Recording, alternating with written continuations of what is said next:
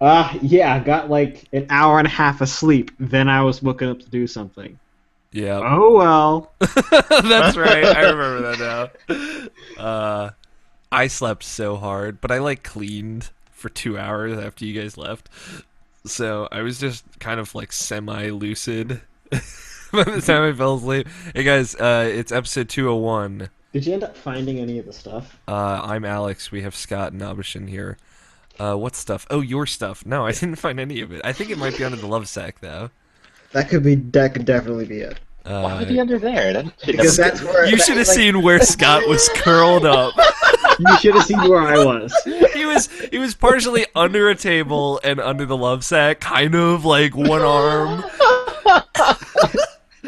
He looked so fucking comfortable though, and the blanket was wrapped around him like a burrito tortilla. It was fantastic. I tend to do Um, that every single time I go over. If you haven't noticed, Yeah. something similar. It's fucking great. Yeah. The problem with that spot was just a little too comfortable, and I realized it a little too late. Yeah, because you had the 3DS open in front of you, but you were just completely asleep staring at it. Oh, God. Did you have any crazy extra life shit happen, Namshin?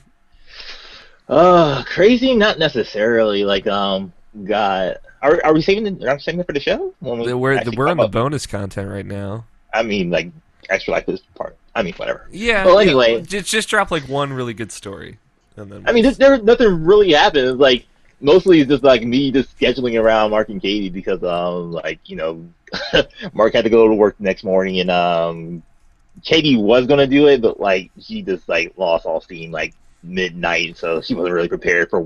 She didn't know what she was getting into, so she's like, I can't do it. And I'm like, fine, just go to sleep for a couple hours. She's like, fine.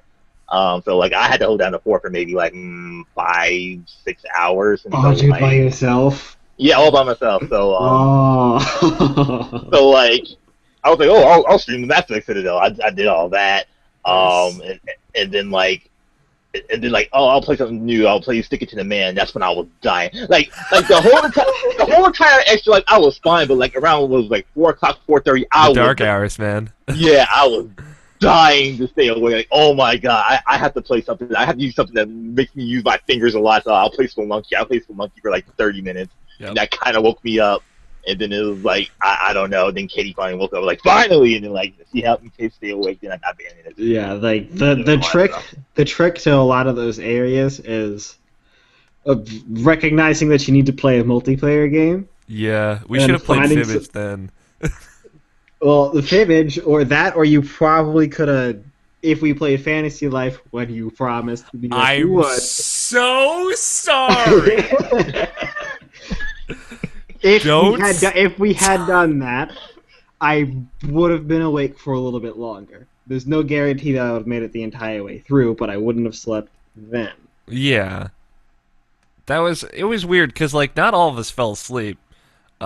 Ethan was up literally up until the last hour, and then he was Yeah, like, I thought it disappeared. I get at the very end. he quit because he had been literally playing Super Meat Boy, and he got to the final boss, and he just was getting worse and worse. He's like, "Fuck this shit, I'm going to bed." And like you could see how pissed and defeated he was. Yeah, Scott was up by the end. He was only out for a couple hours. It was too long. It was above 2.5. Yeah. I know that much. And Evan stayed awake longer than Scott. And then when he saw that Wow. Scott was asleep, he's like, fuck it. And then Tony was Justin up. fell asleep, right? Tony, what? Justin fell asleep, right? Oh yeah, Justin was like, nah, fuck this. And then he was laying on the love sack watching Ethan play Super Meat Boy, and then he just passed out. Mm. Um, Then Tony was out too. So was this you and Great this year that stood up the entire time? yeah, the entire time, but I mean, Tony held his own. It Yeah, I was like, saw. But he was just like at the very end. He was just like lay on the couch and just like I saw him just like doze off right it before. was like I was sitting there talking to Greg, and Tony was having a conversation with us. And when Tony would normally speak, you just hear. I'm like, what the fuck just that? It has been literally 1 second. It was hilarious because I was awake when that happened. Yeah, it was great. Really? Yeah. Really? That's out. He fell asleep into a deep sleep quicker than I have ever seen an adult human man. It was great. So how the rest of your guys' weeks go? Did you survive, Scat? Did I survive what? The rest of the week? Yeah. Yeah. Okay. The rest of my week was fine. What was terrible is I got home on Sunday and I was allowed to sleep for all of an hour and a half. Then I got up to go rake the leaves. Ugh. And like, do you know how cold it was out that day? Dude, it was not nice. It was in between 50 and 60. Do not remember the exact thing. And they're like, "Nope, you're doing this right now. You're not putting on no sweatpants." I was out there in my fucking pajamas. Yeah. And like with a short sleeve shirt, and I'm like, "This is fucking cold. This is fucking cold." You raise money for charity. Your parents should be happy for you. They weren't.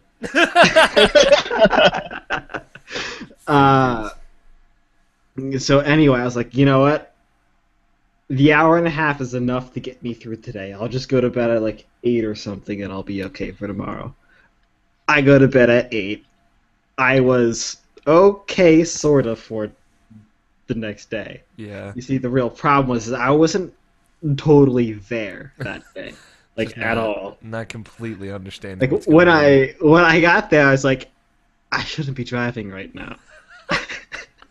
That's always a good thought to have when you're driving to school. I probably shouldn't be doing this. But you made it through? Mm-hmm. Good. I mean, it I worked don't out. know. I don't know what happened during the first half of my first class that day, Yeah. but the other few days I was pretty good. Yeah, that was me, like yesterday, on my class yesterday, because I had to get up to go to that class, but... Anything else, Scott? Hanging in there? Nope, not too much. Okay. Option. You recover well? Yeah, like, pretty much during the whole stream, I was, like, holding it on. Like I said, I was pretty much dying around, like, 4 o'clock, 4:30. And, like, literally, like, right at the end, like, because we started kind of late. We started around, like, 6:30, actually. We started around 6:30 because of, the whole Smash Brothers thing. Yeah. And because Mark and Katie were late at the time, because they literally came at the last minute and I set everything up and made sure I did everything like that. But that was kind of fun, just being like the producer/producer Yeah. for that entire thing. I could, because I'm already that type of person with my friends anyway, where I like set shit up and like make everything work so we can actually play stuff together, so we can try different things. So like it wasn't really that much of a big of a deal. It was just like worrying about the computer, seeing if it like would get too hot over it, but that computer held it down, so I was proud about that. So that was good. Just have to get used to like the fan going around like every like maybe every 2 minutes it'll go like 30 seconds, and then it'll just like cool down, and then you don't hear anything for another 2 minutes. So it's just weird. Other than that, though, I was still talking about that. So like pretty much by like right by the end, it was like maybe like because we were doing it till like 7 o'clock. I was like bucket because we were like there was like reasons because like the stream had to stop for whatever reason. So we're doing it till 7 o'clock because we were going to do it at 6:30. But then like around 6:15, like Mark wasn't streaming Call of Duty because like he was finally home from work. He said he wanted to stream something, so to end it off, I was like, yeah, you should stream Call of Duty. I guess I'll lay down because like I did all I could do. He was like, okay, and then like I laid down. I said, wake me up at 7, and like we'll say goodbye and everything. So they woke me up, and I couldn't even talk for some reason. I was like, I could not function. It was just like nothing could happen, and I was like, Mark, just do it out, just end it. And he was like, and he just ended it for me. He did a good job. He ended it for me. Ended the stream. But like, oh, I have to go watch that now. yeah, it's still on there. But like, Katie brought me some chicken soup. Like, I ate a bit of that. Like, I was like, I couldn't focus. I was still eating it, but like, I was just staring out to the side, and like, Mark was just looking at me like, "Are you okay?" I'm like, I don't even know. And then I just pretty much just like knocked out for like a good hour. Then I woke up. Then we started watching Korra because I got them on Korra right now. They just finished season 1. Sweet. Yeah, and we're trying to find out how to do season 2 because that's not on Amazon Instant Video, so we have to figure something out. So I'll get in and watch that. But yeah, it was pretty much like that, and then it was like, yeah, I guess I'm gonna go home. Like, you mind if I leave my shit here? And like, they're like, sure, we'll clean this up later. And then like 2 days later, we cleaned it up, and by we, I mean they cleaned it up because I was at work at the time. They were just like, fuck it, we're not waiting for you anymore. Because I was gonna help them, but yeah, Fuck 'em. yeah, Yeah. yeah, but yeah, we did a great job, and it was fun. And other than that, my job has a haunted cash register that kills people apparently because some guy just like fell on the ground and like I guess he died and like so like this is what happened. Like I just came back Happy from Halloween. break. I just came back from break and like my coworker Missy, she was just serving somebody and like I just barely looked at the guy. I didn't really get a good look at him and like he got his meat. He started walking to the cash register and then he just dropped on the floor. He just dropped and it was like then you hear the intercom like, "Oh, someone get the reactor! There's someone else!" And it's like everybody came to the front. Everybody just crowded around him. Like no one really know what he was doing. Like some guy looked like they do like try to give him CPR and stuff like that. And then I was like, wow, what did this happen? And she was like, and like my coworker just like, not again. I'm like, what again? And she was, and she was like, yeah, this is like the second time this happened. Like some guy walked by that cash register and he just dropped dead. And then like some like middle-aged woman just walked by there and she dropped dead. And it's like the third time this happened. I'm like, what is like? Did we have a hot cash register or something like that? She was like, yeah. I was like, yes. I was like, wow, that's dumb. And some paramedics came by. They took him away. I don't know if the guy lived or died or not. But yeah, that was something that happened at my job. So that was dumb. Wow, that's great. Yeah. But that's my week. I wouldn't categorize that as great, but it's a story. It's an interesting story. A good story. Yeah. All right. I had a pretty. I didn't face any haunted cash registers, that's for sure. Oh God, stretch. I took a midterm for history on Monday, which was weird. I slept real hard on Sunday too, because I didn't really sleep the night before Extra Life. I slept for maybe an hour and a half, so I was going for about 40-ish hours on about. Why don't you take like sleeping pills or something? I do Or NyQuil. on occasion, but medically induced sleep is not as satisfying as actual sleep.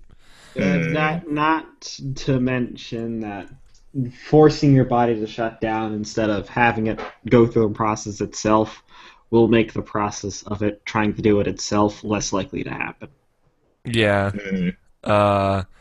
So like you do it when you like need to, like before a test, but Or before 24 hours of staying awake. Not before that. it's just like we went to bed at like 1. So if I took like a Benadryl, for example, I would have slept till like 9, and I needed to be up at 8, or I would have slept till like 11, knowing me, or something like that. So you also take that risk of just the pill does the work, but you don't really have a lot of say in how long you're going to be sleeping. And then you're like, you can wake up like groggy and gross the next day. So, and I don't like being dependent on sleeping medication, because it sucks. Yeah, but normally being dependent on bodily function medication is not good. Yeah. But I wouldn't avoid it. Yeah, it was just it was a long week. But I mean, I took my midterm. I think I might have passed.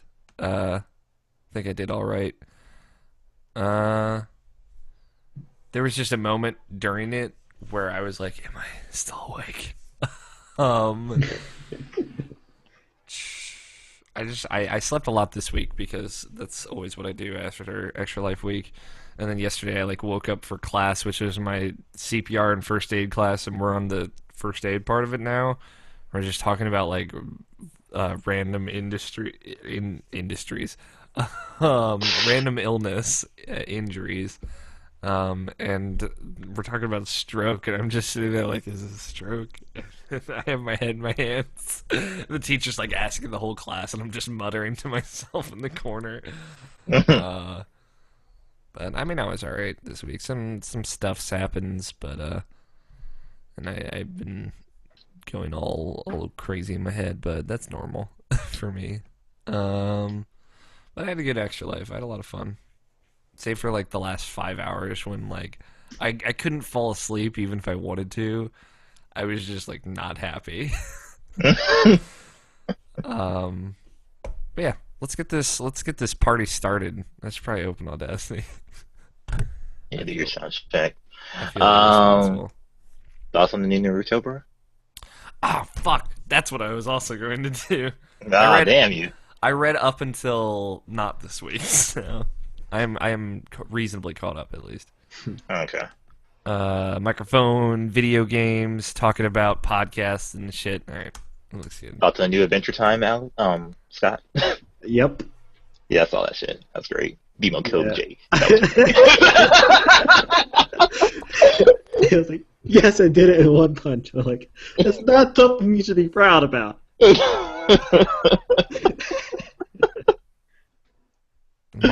Mark sent me an Evolve code, by the way. It's very kind of him. Yeah. I'll let me see if I can redeem it before I get too distracted. I think I have to go to their website. Alright, let me get a drink. I'll be back. Okey-doke. I need to get a drink as well. Nope. Nope. Scott's always ready. I don't have a drink, but I'm not getting one. Yeah. And I'd say it's a good thing we didn't do it earlier. Yeah? Yeah, because this is the first time in like 4 years that I've, had trick-or-treaters. Yeah? And I'm like, oh yeah, they're really fucking loud. Oh, they're finally dispersed enough now? They're finally dispersed enough now. Because, it's like, the general time is it starts at 7, ends at 9. Yeah. And then some people like to stay out later, but normally everybody's done by then. Like, even people who are giving out candy are done by then. Weird. Yeah. I've never really, like, tracked time on it. It usually went pretty late in Maple Lawn. Except for that one time we did it. Yeah. Where they were like, nope, done at 9. I think it's because, like, the precedent we had set the previous year.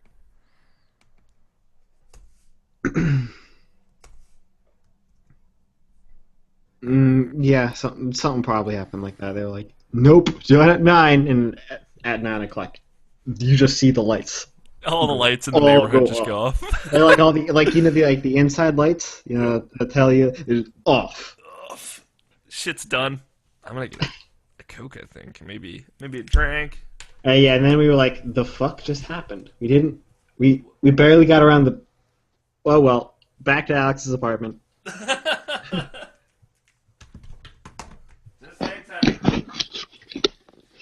I'm back. Well, Alex just went. I kept him here talking to him.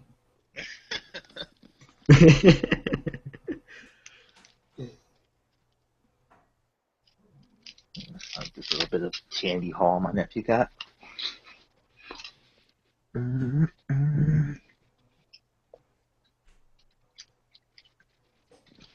parents giving out candy, Scott? Right now? Yep. I'm scared. Okay. Yeah, it's mostly done though. Yeah. Oh, is your nephew back already? Yeah. It's like way too dark right now. Yeah. The people around. Oh yeah, most people are done around here too. But it's like over here it starts closer to 7, ends at 9, as I was talking. Right. It's like right at sunset or something like that, and then that's when usually when it starts around here. Yeah, in the old neighborhood that we had, it starts at 7, ends when the last house finally stops feel like giving out candy, and then we find a place to hang out. Yeah, which is usually in my closet. Yeah, and the group over at this is Penelope, Alex. The group that we go with would start off at like I want to say 12, maybe 15 people, and then it dispersed to smaller groups of 2 until everybody was done. I never went trick or treating with you, did I, Scott? No, You came with me once. I came with you once. That was fun. Yeah, So- doing the route over at my neighborhood was, I want to say, a little more fun, simply because because of the little groups that you ran into, you didn't have to watch your mouth Yeah. at all. Not that I ever did. Kinda did. Sometimes. When there were people that could obviously hear you, and that might mug you because of what you say, you definitely didn't. You definitely did. Well, I wasn't too concerned about that in Maple Lawn. Right. Wasn't at the top of my Concernicus lists. Right, but even though it was that kind of seclusion, so you could be loud if you wanted to, like Yeah. really, really loud, and nobody would care. Yeah. I'm surprised you didn't try to like when you were younger, just like try to find like the best place to get candy from, like the neighborhood to get candy from. It's like, oh, that people get like some people give like $10 bills to each kid or something like that. Because that's how we used to do it. Like my mom used to take me and my brother and my sister to like the army base. You know, the army bases just give away shit pretty much. They'll give you furniture and Give you tell you assault put that- rifles. That's how we used to do it, and we used to get like a mad haul there. Like, We kind of did, because there's being the spread out neighborhood that it was, and being fairly large. Dude, you could not hit the entire neighborhood unless you went by wagon. Right. Getting in and out of a car would have been too slow. right. And one year we did do a tractor wagon. And Nice. and like we barely made all the houses. But you filled up that wagon, right? Yeah, and there was an off and on house over there where this year it was either, oh hey, this they're handing out gigantic candy bars, the fucking like bigger than king size, or the old version of king size, Yeah. fucking width of the laptop here I'm talking about. Like I didn't know you could buy them this big, kind of Did they candy. get this big? Kind of candy. Like what the fuck? Yeah. Yeah, then they would hand out those. Ethan And, Ethan like then still had one of those in a Snickers bar, and it was great. Still? Yeah. Like from how long ago? I think he got it like the year we moved in, and then it went. Okay. And then he Like started 10 years ago or something. snacking on it, and then it went real bad. But goddamn, the thing was like bigger than both my arms. And it was just like, why? I'm on board, but why? Yeah, pretty much. And yeah, so that house, I remember getting the big candy bars from twice. And then some years the lights were just off at that house. Yeah. I tried heard to that- make sure we had good candy. So, my house. I heard that's a way to make you not want to taste something ever again, is to get one of those really giant size things, to like have like a giant gummy bear or a giant like Rice Krispie treat or something like that. And just try to eat the whole thing. It really depends on how selfish you are. Which for some of us is a different thing. And how much and how willing you are to down a piece of candy. Yeah. So it's like, if you're willing to take it slow and you share some of it, then like it's one of the best things ever. But you will get, if you're one of the people who has to have all of it right the fuck now, you'll probably get sick. Yeah, and that was like most kids, to be fair. Most, not me. Not me either. I knew my limits to an extent. Harold's commenting on this. Yeah, the big thing there is whatever piece of candy was the breaking point. Normally ruined people off that candy. Right. I did get your email, Harold. Don't worry, it's in the doc. Start All the right. shit. Let's get this bankroll going. I literally like every news that was out. So Yeah, I saw. I appreciate it. farewell. I saw. I like some of them. I was like, I should add that to the doc, but then when I checked, you had already done it. So, all right, Scott, you good? Yep, I'm good. Oh, wait, I'm waiting. that's not right. I gotta do the sound check again. Okay. This is why I asked. Sound check, are you working? I've Oh, got- I would have told you to stop. Yeah, I got Tipo with me now. An option. Okay. Justin got me a Tipo. Oh yes, I remember that. It's Is- adorable. What's Greg doing right now? I don't know. With these I invited him to retweeting this. bullshit. He's probably working. He was telling something in the Mupp email thread that he was. So. No, Damn. isn't out yet. That's why you can't be here. Not bad, but I need to move Yeah, the there mic you go. closer. I already started this shit. You're too far away from my face. Scott, you good? No, Mike's gotta come closer to my face. Oh yeah. Just get a ball in your mouth. Alright, one more wavelengths check, and, yep, no, that's much better. Muchas gracias.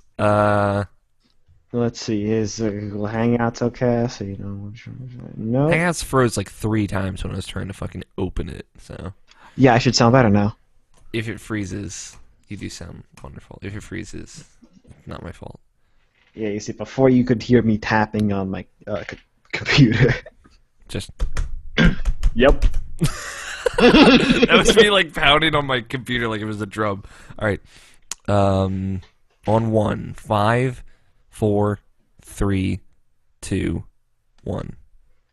Hey, dude, I just realized what your biggest nightmare is. Oh my god. Do I want to know?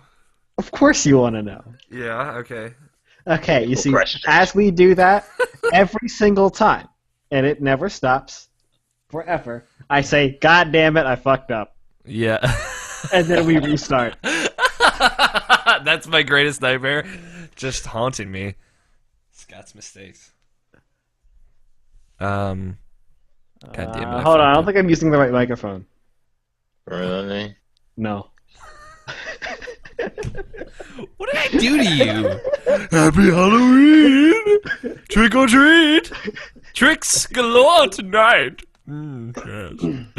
Even Nobishin's tone didn't have fucking patience for that. Really? Really, this is what you're fucking saying right now? Alright. Let's, do we need anything? Scott, do you need anything? Nope. Okay. I think I need my inhaler. As I said, gasp. Of course you do. Sorry. No, he needs it like twice a day, I thought. Not like Need to far kick that away, habit. It's on my nightstand. I would turn on my camera, but I look just disgusting right now. Oh, yeah.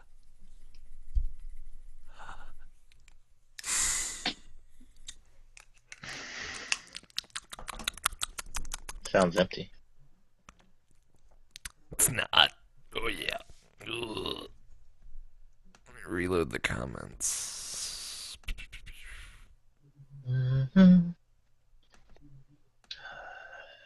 Harold says, "What's up, Doc?" as well. I don't know what that means. All right. Let's do this. Hopefully, I'm not too rusty from a week off. It is Friday, October 31st, 2014, and you're listening to the Irrational Passions podcast. I am your host, Alex O'Neill, and with me I have Brian Nobishin Jackson. Children of the night, welcome to the Halloween special of Irrational Passions. Ah. It's Scott Gutierrez here too. That's probably the only amount of Halloween you're gonna get out of us right now.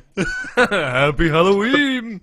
We never I'm surprised you recorded. try to like a spooky oh, I'm Alex O. Jack-o'-lantern and this is See, I Ryan laughed because I David- considered doing that. I don't know. Alex No. O'Jack-o'-lantern.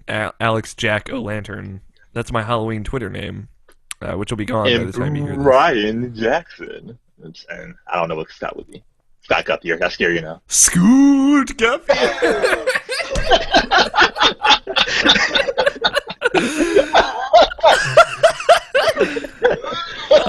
What you would do is you just trail the O off and then faintly say the T, and then just forget my last name. Scoot Guthier. Just something subtle. Oh, we've never recorded on like a B-list holiday. Nope. So, I mean, we've never had the opportunity since we always record on Fridays, but Mm-hmm. Halloween's on a Friday, and we are not children anymore, and I'm sad about it, so we can't go trick-or-treating. I probably could with my baby face. No. I could sell it. I could do it. Not with that cut. No, I'm working on it, okay? I could swear. You bigger or smaller? Like when I sent that text, I Smaller. thought like the one response you would get to that text I sent out was like you would just say punchy. I thought you would be so offended that I said that.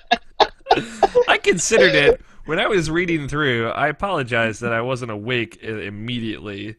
Oh no, it's fine. But Well, it more ju- fun for me, Scott. just the commentary that was happening. He probably set up a haunted house in his apartment where he appears to have died getting ready for the podcast. The two of you are wonderfully ingenious. We have a text message thread, as we've talked about before. And, Well, let me read it in the order that I like, which is Okay.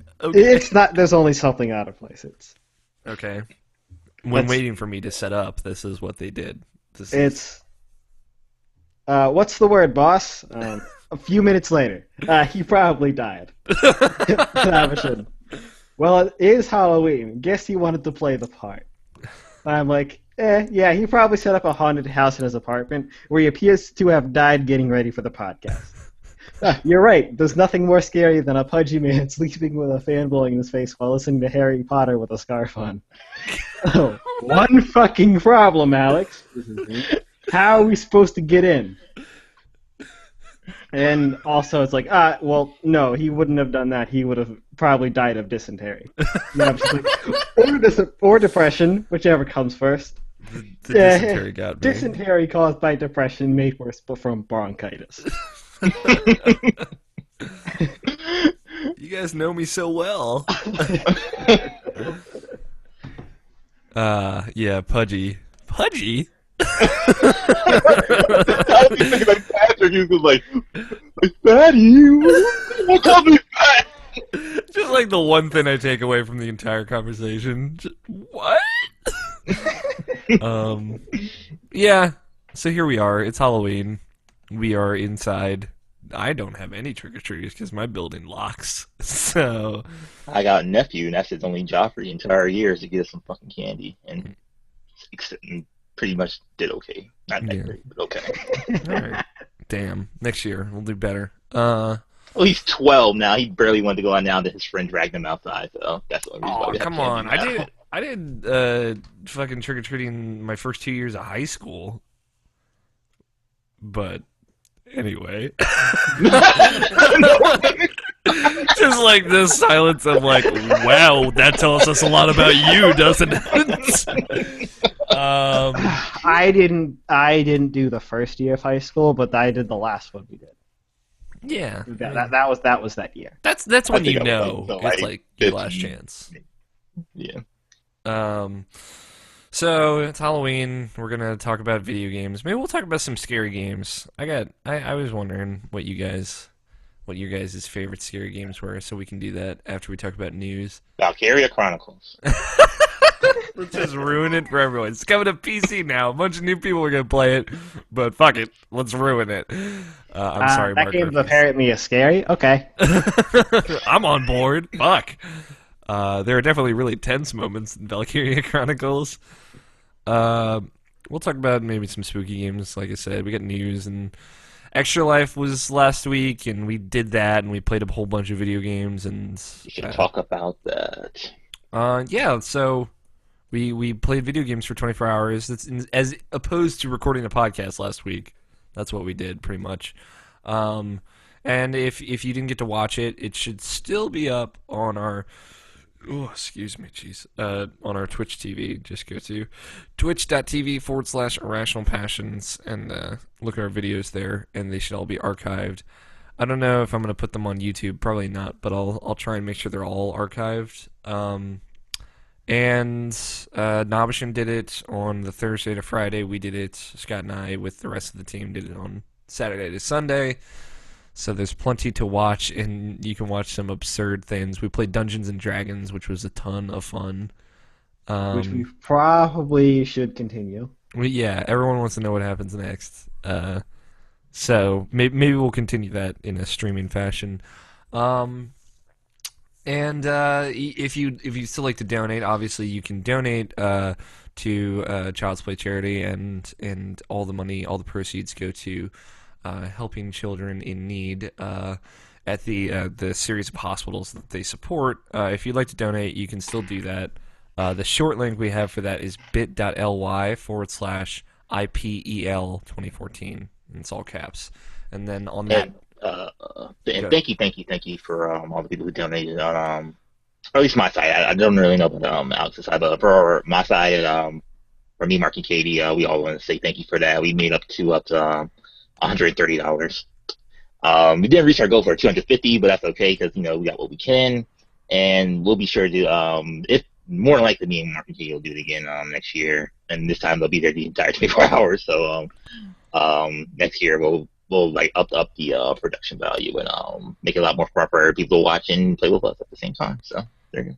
Yeah, and of course, thank you to everyone who tons of people were popping in the chat the whole time, just supporting us and giving us love and just helping us stay awake with some ridiculous things. Thanks to Otter Fiend and Nobishin, I guess, for forcing fibbage upon us with Otter Fiend, which was great because I got him with like all of my bullshit answers. Like almost all of them. There's like one or two that he didn't. I'm pretty sure I pick got out. him with like a Jewish joke too. But yeah, thank you to everyone who tuned in and to everyone who donated. You guys are the best. So again, if you'd still like to donate, you still can. bit.ly/IPEL 2014 and click the big button that says click here to donate. So there you go. And before that, we recorded episode 200, which was crazy and awesome, except for the part where nothing worked. But guess what? It all worked in the audio version of the show. So go listen to that because it sounds great and it came out great, and I'm glad that something worked. I don't know why you put out that YouTube video, but Because that way they can see just the horrible gestures that we made to one another. If they'd like to watch them together, they could like sync them up at home. But sure, they could do that. Yeah, thank you again to everyone who tuned into that. That was a lot of fun. Everyone who called in. But this is back to a more regular schedule. No more events to look forward to except for January. We'll be doing our Game of the Year stuff, which is just horrifyingly close now. And that's gonna we'll cross that bridge when we get there. Yeah, that's it. We took a week off, but we're back in action. So let's talk about video games. No housekeeping this week, not really. So, well, I'll say Anudis put up a great Halloween post on IrrationalPassions.com about like the real fear of video games, the real horrors of video games. this is about Drive Club. No, it's not about Drive Club. You're the only one that remembers. But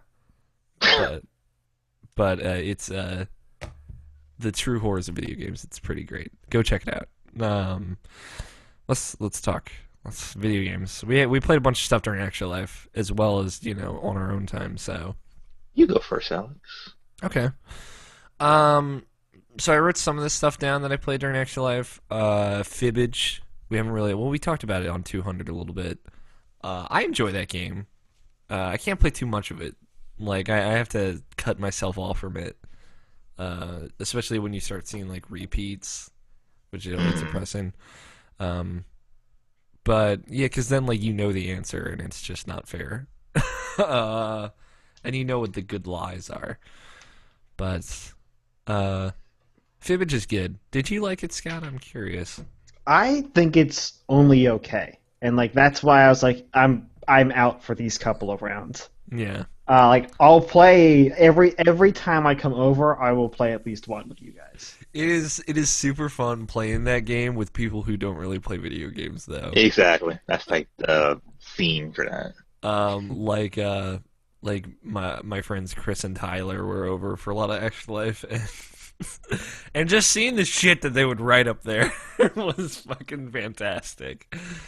Um, but yeah, I liked it. Ethan got so into it; it was amazing. Ethan also got super into Nidhogg. Oh, did you play it? Yeah, we played it the night before, which I wish we had played some during Extra Life. Justin did. He played with Harold. But we didn't really set that up for streaming. But yeah, he got all kinds of deep into that, and that was Yeah, great. Mark really got really into Nidhogg too, which is like I really didn't expect that from him, but like we were just laughing and then, like we're kind of even in that game too, so like it's just a great challenge going against each other. So Yeah, that's that awesome. game's super good. Harold says he played 25 different games during Extra Life. He's watching. You can watch at home, youtube.com/Rational Passions. Um, that's awesome. I don't know how many games I played. A lot of Spelunky. I played not Masters. Why was I going to say Masters of Mordor? Shadow of Mordor. I played Shadow of Mordor for about 45 minutes, and about 10 of those minutes in, I was like, yeah, I need to buy this game.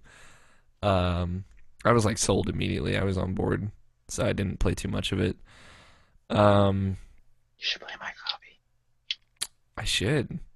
How are we gonna make that happen, Nabishin? Just buy another controller. No, that's dumb. Actually, you know what? Use your Vita to sign into your account. That's one controller. Use the second controller, your actual PS3 controller, to sign into my name, and that should work. If you switch to users, it should work like that. Maybe.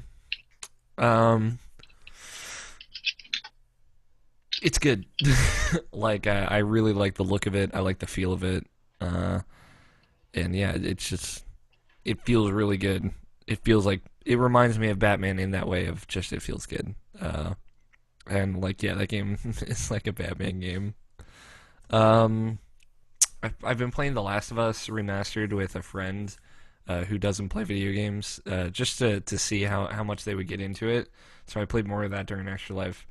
Um, that was pretty great. We got to the end of summer, so emotions were high. um, and since then we've gotten to the end of fall, so emotions continue to be high. Uh, but yeah, she's super into it, so I'm glad that she likes it. It's been good just actually finishing that game again because I didn't really finish the remastered. So, uh, Evan assisted me in playing Murdered Soul Suspect during Extra Life. I mean, Uh, assisted, yeah. he was like there and he was helping me out if I was like being too stupid to figure the simplest of things out. Uh, um, and yeah, that game is like totally just okay. I don't think yeah. it's egregiously bad or anything, but it is very much the definition of mediocre. And I don't think there's anything wrong with that. Like I was talking to Greg about it because he was like right behind me. So we were talking while I And he played was it. being super judgmental, where you was kind of like, "Oh, it's okay." And he's like, "No, that's your fucking sauce." No, he wasn't actually, which was I'm weird. joking. I'm totally joking. No, but you're right that he would do that. Um, but like he was like, "So how is it?" I heard that game's terrible. I'm like, "It's not terrible. It's just like completely neutral on the pH scale of this is a basic bitch and this is an acidic bitch and this is right in the middle." So yeah, it's just like it's totally lukewarm, you could say. I still say the intro is really, really strong, and then it's like after that, it's like I thought the intro was really good. I thought it was okay. But like I had this one moment where I was trying to get his face back in his face and it just wasn't happening. And I was like, I'm drinking coffee, I'm tired out of my mind. Evan's like, no, you gotta just Alex, just I'm like, what do you want from me? I was up for that part. Yeah, so I like, was I'm like, pretty sure like 4 different the people were looking fucking- at my TV screen like, what the fuck is happening? But yeah, it was okay. The game is like an adventure game. It's like a point and click adventure game, more so than pretty much anything else, honestly. Yeah, I'll probably never go back to it, but that's okay. I kind of want to finish it, but like after playing the game for 4 hours straight, I was like, why am I still playing this? Uh, so You should have quit the second Evan went to bed. Evan was, again, he was just there with me, and he's like, you're gonna hate this game, it's gonna be terrible. He's fucking hyping it up as the worst thing he's ever played, which is, that is a direct quote. And then he sees Scott fell asleep, and Evan's like, fuck it. I'm out. I don't know, maybe I'll finish it. It's apparently not very long, but... And then I played Spelunky, which is... So I played a lot of Spelunky during Extra Life, and I had like 2 of the most ridiculous runs of the video game I've ever had. Back to back. Like pretty much back to back, yeah.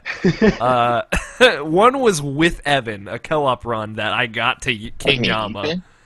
I saw that one. I No, thought it was Ethan. no, it was Evan. Oh, okay. Ethan didn't play with me. We were supposed to, and I wanted to.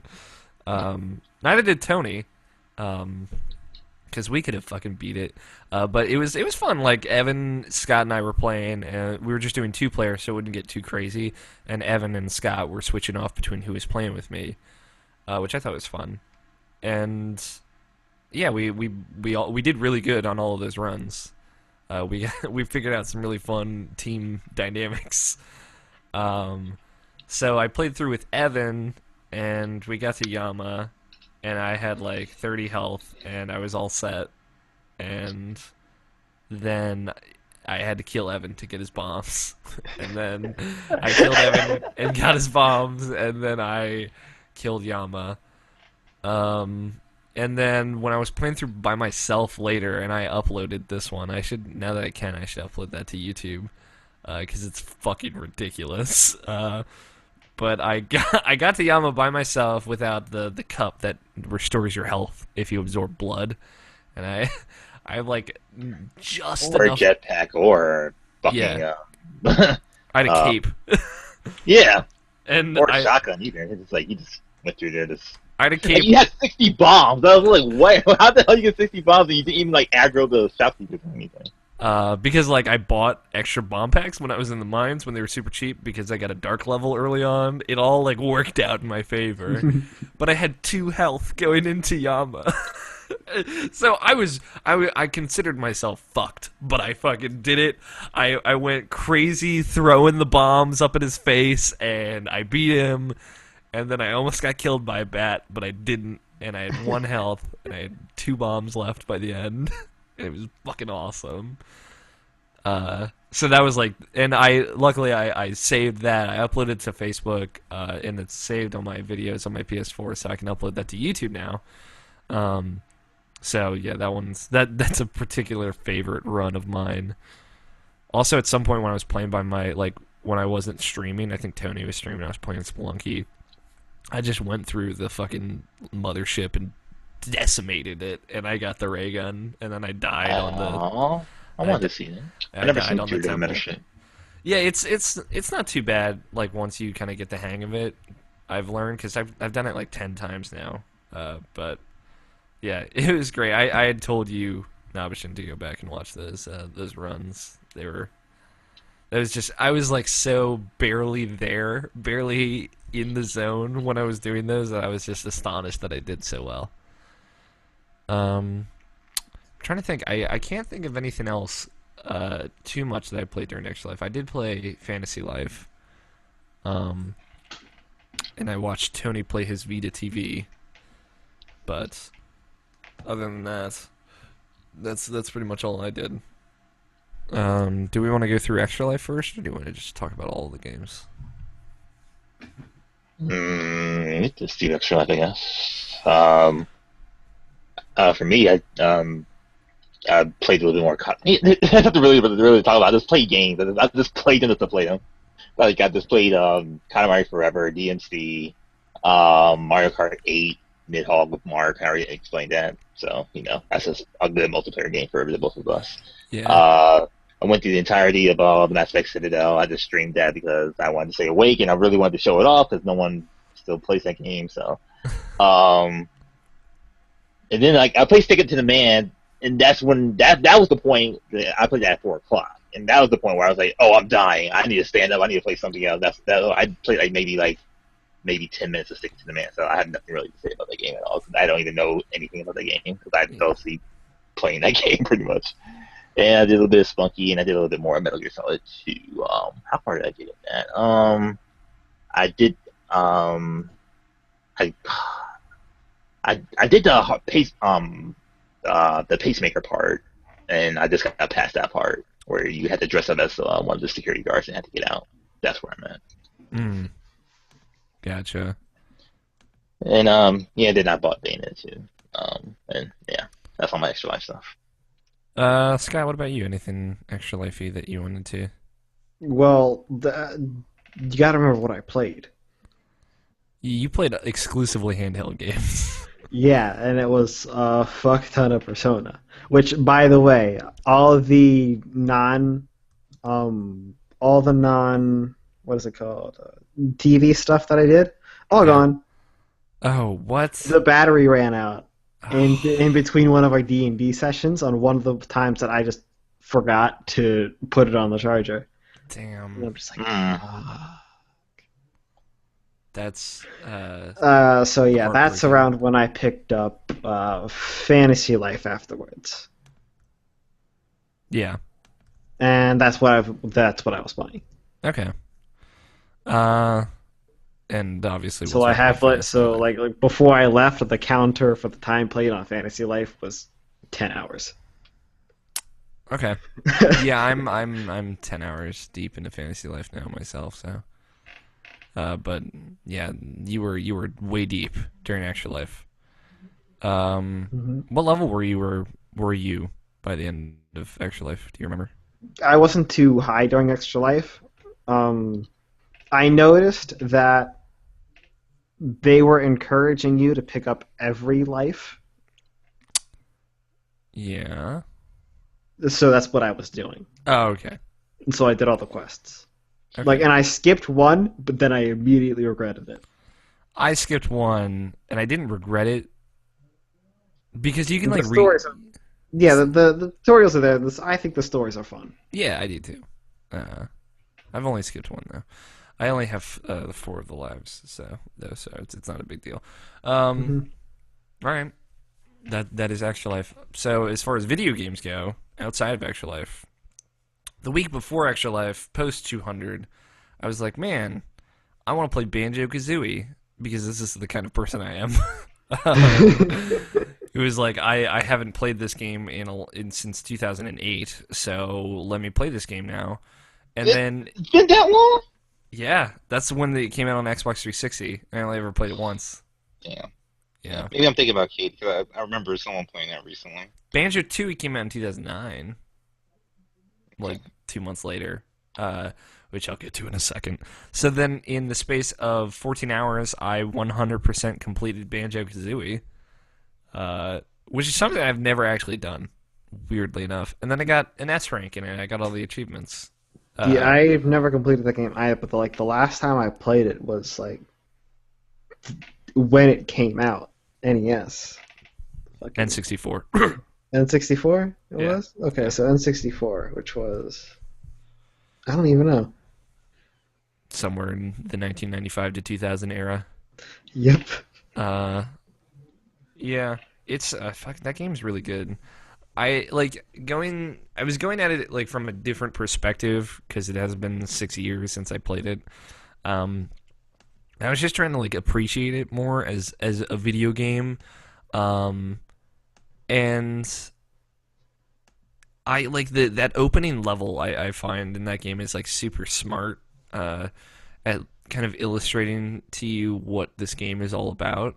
Like I was actually really impressed by thematically how it's put together, how it's so kind of like colorful and pretty and lighthearted. And it's just like compared to so many games today, even like now third person platformers and action games are getting that like touch of gray and brown and grossness that is just has no variety to it. But this opening level's got all these blues and reds and whites and yellows and just all these bright colors and all these fun, lighthearted jokes. And the game like loves to break the fourth wall. It was just like it was super fun, and that the opening level where it like teaches you all of your moves and stuff is just really smart, I think. Um, and well put together, and it kind of like illustrates to you how collecting works because there are the 6 honeycomb pieces in the opening level, but they don't ever tell you that. They're just there, and that'll get you a new life or a new piece of health by the end of the first area, just the tutorial area. And just like every level, just how it's like pieced together thematically and everything is just it's super smart, and I really like it. But I was just really happy playing through the game again. The final boss of that game is still really hard though. I almost died. I had 1 health left. So I remember when I was a youngin, I could barely beat it with the help from my older brother. But here's an incredibly embarrassing fact that I've never admitted on the internet. Banjo-Kazooie was like my favorite game when I was younger. And I played through it with my brother, and like a year after it came out, I had this Toy Story like tape recorder thing. If you remember, like the thing with the microphone from the original Toy Story, I had one of those that actually let you record onto cassette tapes. So my brother Brady and I recorded a dramatic sequel to Banjo-Kazooie onto a cassette tape. What age was this? I was maybe 5 or 6. My brother was much older. He had no excuse. He was like 10 maybe. And so we recorded this dramatic playwright onto a cassette tape, enacting a Banjo-Tooie, doing character voices, and yeah, that's when I knew that I had a life of podcasting ahead of me. Not really, but I hope that cassette tape, because I listened to it like 7 years ago. Because I had found it just before I moved into the last house that I lived in with my family. So I hope that cassette tape still exists somewhere because it's fucking absurd. But yeah, there you go. That's a little fun tidbit about my relationship with Banjo-Kazooie. So after I beat that, I was like, man, well now I have to play Banjo-Tooie. So I've been playing Banjo-Tooie, which is just an incredibly well-made game. Like even by today's standards, like mechanically, it's very solid. With the added help of like the modern camera controls that they added in the 360 version, definitely go a long way. But it's just really good. I think I'm gonna write something about Banjo-Kazooie. And you had no relationship with these games, right, Nabshin?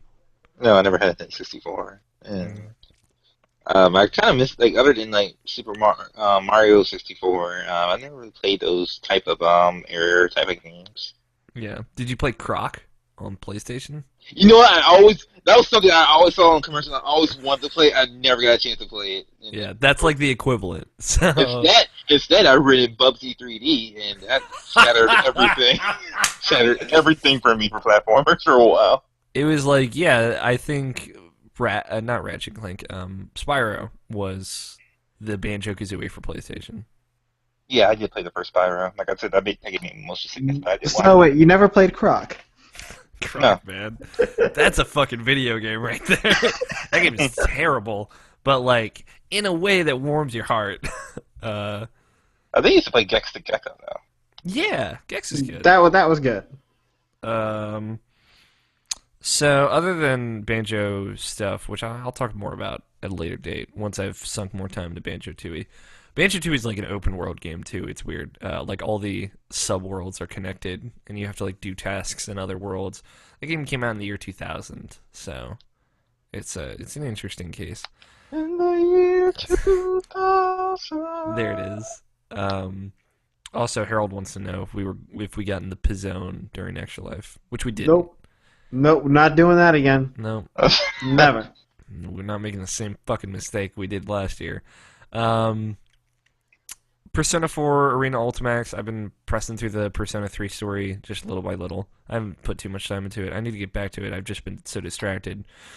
With Fantasy Life. Yes, with Fantasy Life, which is my other game, which I put like so much time into. It's good though. It's really good. Like I'm really happy with it. It's like you. The second I saw level 5, I was like, this could be a hit or miss. I might be in trouble here. Yeah. But they didn't let down this time. Okay, so like I just did the Doomstone as far as like the story goes. Mm-hmm. To The first beat one? Scott. Yeah, the first one, and then I started whatever the next story chapter is. Mm-hmm. Because I'm just sitting around hanging out, taking my sweet time with it. So what is this game? So it's like from what for some podcast I heard, I think like the comparison is like it's kind of like Animal Crossing, but it's shit that actually matters. And Yeah, kind of. Well, here's a better way to put it. It's like a open world RPG, semi-open world RPG with Animal Crossing controls and kind of an Animal Crossing feel. Kind of. Okay. It's because it's much more adventure RPG than it is Animal Crossing. yeah, it's an action RPG where you can go around and do stuff, and you can basically change your class at will.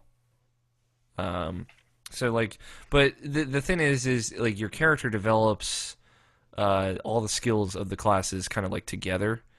You can only you just so the big part of it is there's 3 types of experience. Like you have your class experience, your level experience, and then Bliss. Bliss kind of like pushes the story forward and gets you bonuses. Yep. And then your classes are like little challenges you do for your classes, which they call lives, which is like I want to be a paladin, a mercenary, a wizard, a cook. And they're not all combat classes. You don't actually have to go fight. But they kind of like work together. So like if you are a paladin, a blacksmith, and a miner, you can mine the ores, turn them into weapons as a blacksmith, and then equip those weapons and go fight as a paladin. So they all work together in like a symbiotic way. And you can only turn in and get experience for the life that you have equipped. That's not quite true. Okay. This is the stuff that I've been trying to test, it's the battle classes have specific kill things that you have to do as that class. Okay. That's what I for figured. the gathering, you can do by yourself, but you can't check it. You can't check the challenges. Yeah. Not until you have the class. The crafting, you can check it at the crafting table. Yeah. I don't know if you can I only know about challenge turn-ins. I don't know about completions. Like I mixed that up. I only know about completions, not turn-ins. I haven't tried to turn those in yet. Yeah, I completed a minor challenge as like some other class. I think it was a mercenary or something. By getting like some rare jewel, but I couldn't turn it in until I changed classes. Right, but unless it says you must complete as class, you can do it as another class. Yeah, And like each class has skills. Like the mercenary has the broadsword skill, so he can use like a two-handed sword, and that just Yeah, the claymore, which is fucking amazing. so like I get a hurricane spin. you get the claymore, and then you can use it by starting that life, and then the more you use it, the more it goes up. So simple as that. And those skills just cross over life. Like you can get the fishing skill, and then just use the fishing skill whenever the fuck you want as any life. Right. As in, like, as me being a mercenary, I'm a fisherman with a claymore when I swap classes. Yeah, so like I've opened up 4 of the classes, the lives. I've changed my life 3 times. I started as a paladin, then I did the blacksmith, then I did the miner, then I did the mercenary. I'm just kind of going on a top to bottom way. So you've opened up all 12, Scott? Not all of them. I'm it's not even gonna bother with the other battle classes right now. Yeah. I'll just rip through them later. Yeah. And you can so each life has like a tutorial quest, where it's like a fun little story that you actually get to play through, and it's funny. And I really like that like aspect of it. But you could skip it if you wanted to. I don't do it. It's so worth doing it. And if you do skip it, like you can go into the life and then like load up the quest and then read through what happened in it if you wanted to, which I did for the minor class, which I skipped the minor quest. So, um, yeah, I really like it. It's just like something I can lose myself into, which is exactly what I wanted it to be. I was just playing it while watching The Blacklist on Netflix, which has James Spader in it, because I need to get my James Spader fix before Age of Ultron comes out. Oh, yeah, another thing. How do you like the timed attacks? If you've Have you gotten that far yet? I don't think I've gotten that far yet. What's your highest life? Paladin. All right, so I think you have gotten that far. You leveled it up past fledgling. Yeah. All right, so yeah, I'm not entirely sure how the paladin works, but how the mercenary one works is you can tap the attack button 3 times. You don't have to time that one, and it'll do the first 3 things. Yeah. I But know what during you're talking but about. during the final swing, or just after the swing happens, you have a small window to do another attack, Yeah. and as that attack is happening, you have to tap it again for the hurricane spin. Yeah, okay. Because And like that's how the timing kind of works there. And you can get when you get hit, the enemy fucks up your timing. And especially with some of them, what you want to happen is to get the later timed attacks off. So you'll have to dance around the enemy like that and have an attack purposely miss so that he won't hit you. And stuff like that makes the game kind of cool. Yeah. Apparently, Pizza Hut discontinued the zone. By the way, I'm bringing the horrible news from the comments section going right now. Okay. Well, that means we're never gonna go to Pizza Hut again. Fuck Pizza Hut. Except I like their pizza. Except for we like Pizzones It's true. almost exclusively. They need to bring it back.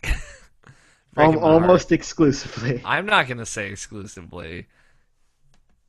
Anyway. There's no reason for me to go to Pizza Hut unless for a Pizzone. Scott's like, man, fuck Pizza Hut. We get it. Thank you for sharing this horrible knowledge with us, Harold. I don't know how we're going to get through these tragic times. Yeah, just not go to Pizza Hut. um, Fucking, we like Little Caesars. I'll eat Little Caesars. I'll eat their fucking pretzel pizza. Shit's disgustingly good. Emphasis on disgusting. Well, so is Pizza Hut. Yeah. Except for now that they don't have a Pizzone, it's much more disgusting. Of course.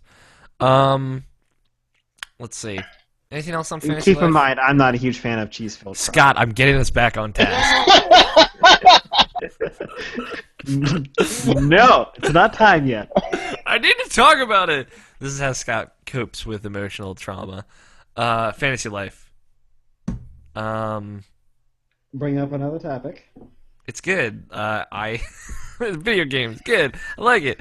I like the goofiness, the story. It has like a lot of style, a lot of heart, and it's very cute. I bought a house with like over by some farm It's super nice. And I haven't done much of the main story, but I need to. So like as you do main story stuff, new sections of the world open up to you. So I got to keep pushing forward so I can actually go to new areas. But each life is very different, mechanically. So I've only done 2 of the combat classes, but there's a hunter and a mage as well. So there's like the hunter's the bow, and the mage is also ranged magic. So I'm curious to see how those play.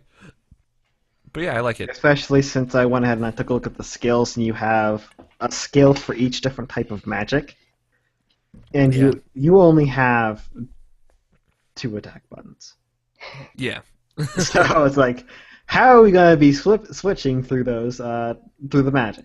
Yeah. So there might And be you have healing, so yeah, there might be like a different mechanic for it. So. But Scott and I did play co-op, just to put it out there, for like 30 minutes. But Scott gave me a sword that helped me out a lot. So yeah, I wouldn't worry too much about trying to increase your damage by putting stuff into what would increase your damage, yeah, because it doesn't help all that much. It's Yeah, I mostly the weapon. Yeah. I figured that out as soon as I got that other weapon. yeah, I was like, oh yeah, this hits a lot harder. yeah. I've got like all iron stuff now. So, what level are you now, Scott? Are you Iron Man? I'm level I am Iron 19. 19? Mm-hmm. I think I'm level 19. Man. Ooh, you guys should fight. Well, no, we should co-op now because we're on the same level. Yeah. Scott's not just tearing through everything in front of us. Okay, so part of it, I was like, oh, you're going already? Oh, we almost got to the part that was going to be fun for you. Scott and I are going through this cave of monsters, and all I'm doing is carrying his bags of loot. Oh, I did. Like, this is like Alex hadn't gotten a feel for the game yet, Yeah. and like the chat system for that game is not good at all. It's terrible. Like, Weren't you in the same room? we were not. We didn't do this at Extra Life. Yeah. Oh, okay. Because you have to go through like a bunch of tutorial stuff before you can open the co-op. So I couldn't get through it. I spent 2 hours trying to figure that out, and it turns out that you had to do a story quest to do it. Mm. So yeah. Anyway, yeah, we got to the cave where Alex might have been able to, have some sort of fun, and then he's like, "I got a dip." I'm like, was it because I was one-hitting everything on the way? Well, I would hit the monsters, and it's like 0, 1 damage, 0, 0, 1 Oh, damage. you were hitting for zeros? Yeah. I should have had you that weapon a lot sooner then. I didn't have my longsword skill up, so I couldn't have used it yet anyway. And they were hitting me for like 20 damage. So like, I only have 60 health. Fuck this shit. So yeah, I was at the part, and I'm like, I'm gonna show him the hurricanes because I haven't been able to show you before that. Yeah. And then you're like, I gotta go. Like, dang it. Damn it. Yeah. Because there was also a rare type of ore in there that I was hoping would appear. Yeah. I got that on one of my runs too after I turned miner, so I know exactly what you're talking about. I'm a big fan of it, and I'm super stoked to play more of it. And now that I've caught up to you in level, Scott, maybe we can actually play together. Mm-hmm. And yeah, I'm like already on board to buy the DLC that was like available on the first day. You just have to be level 50 and have completed the main story before you can play it. So I'm just waiting until then. But yeah, I like it. You can complete the main story before being level. Oh yeah, that's right, because you're allowed to. There's always somebody else who can fight for you. You don't actually have to fight to complete that game. Yeah. I got all? Yeah, you Like- can like- get like a party member to fight for you. Oh, okay. Yeah, it's like the one downside to that game is how there's no real incentive to play multiplayer. Like, take Pokemon for example. Instead of, okay, I guess everybody does just buy 2 copies of the game to try and fill out the Pokedex. No, And crazy a lot of people don't. do that. Fuck those people. They, I refuse to believe they exist. They do that. I okay? know. They do that. Wait, how far are we talking back then? Because we're talking about like Game Boy Advance, like oh, maybe okay, all right, all original right. 150. I stopped at Gold and Silver. I bought both of those, but other than that, yes, after that. They're selling like a bundle of the fucking Omega Sapphire Ruby whatever. Because they're like, we know you do it. Yeah, we know you're gonna buy both, so we'll take $10 off the top price, and you can have both. And it's like, what the fuck? Don't support this. This is bastards. Anyway, but at least they like have a reason to at least try to have some of the multiplayer in that game, even though it's not at all multiplayer centric. I know Yeah. people have made it that way, but it's besides the point. Yeah. In this game, it's you can do everything by yourself, pretty much just as good as anyone else could do it because stat caps. And Yeah.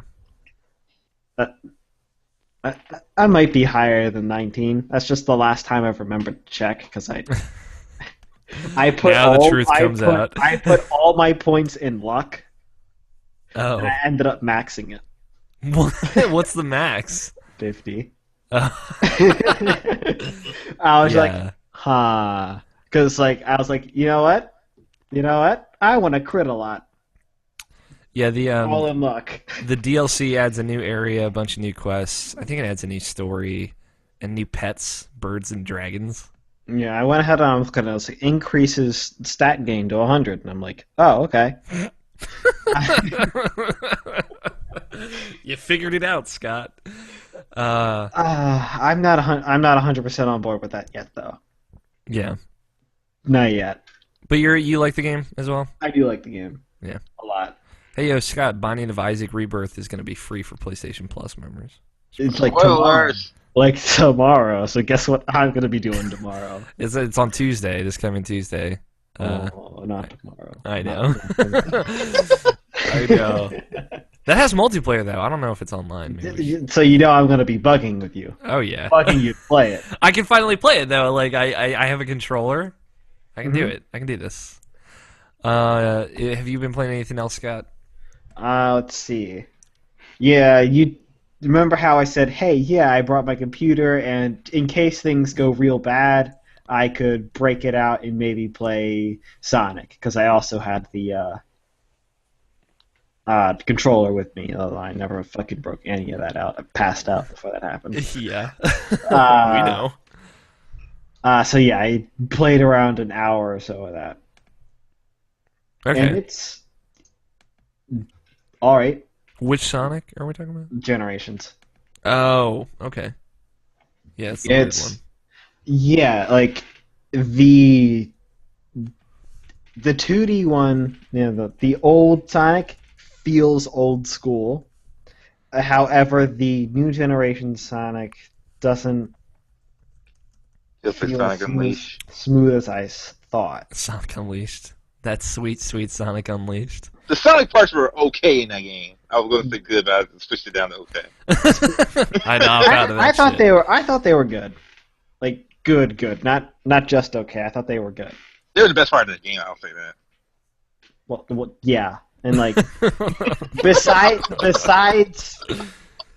like one of the biggest problems of the werewolf stage. It's not that hit the Werehog, don't you even right now.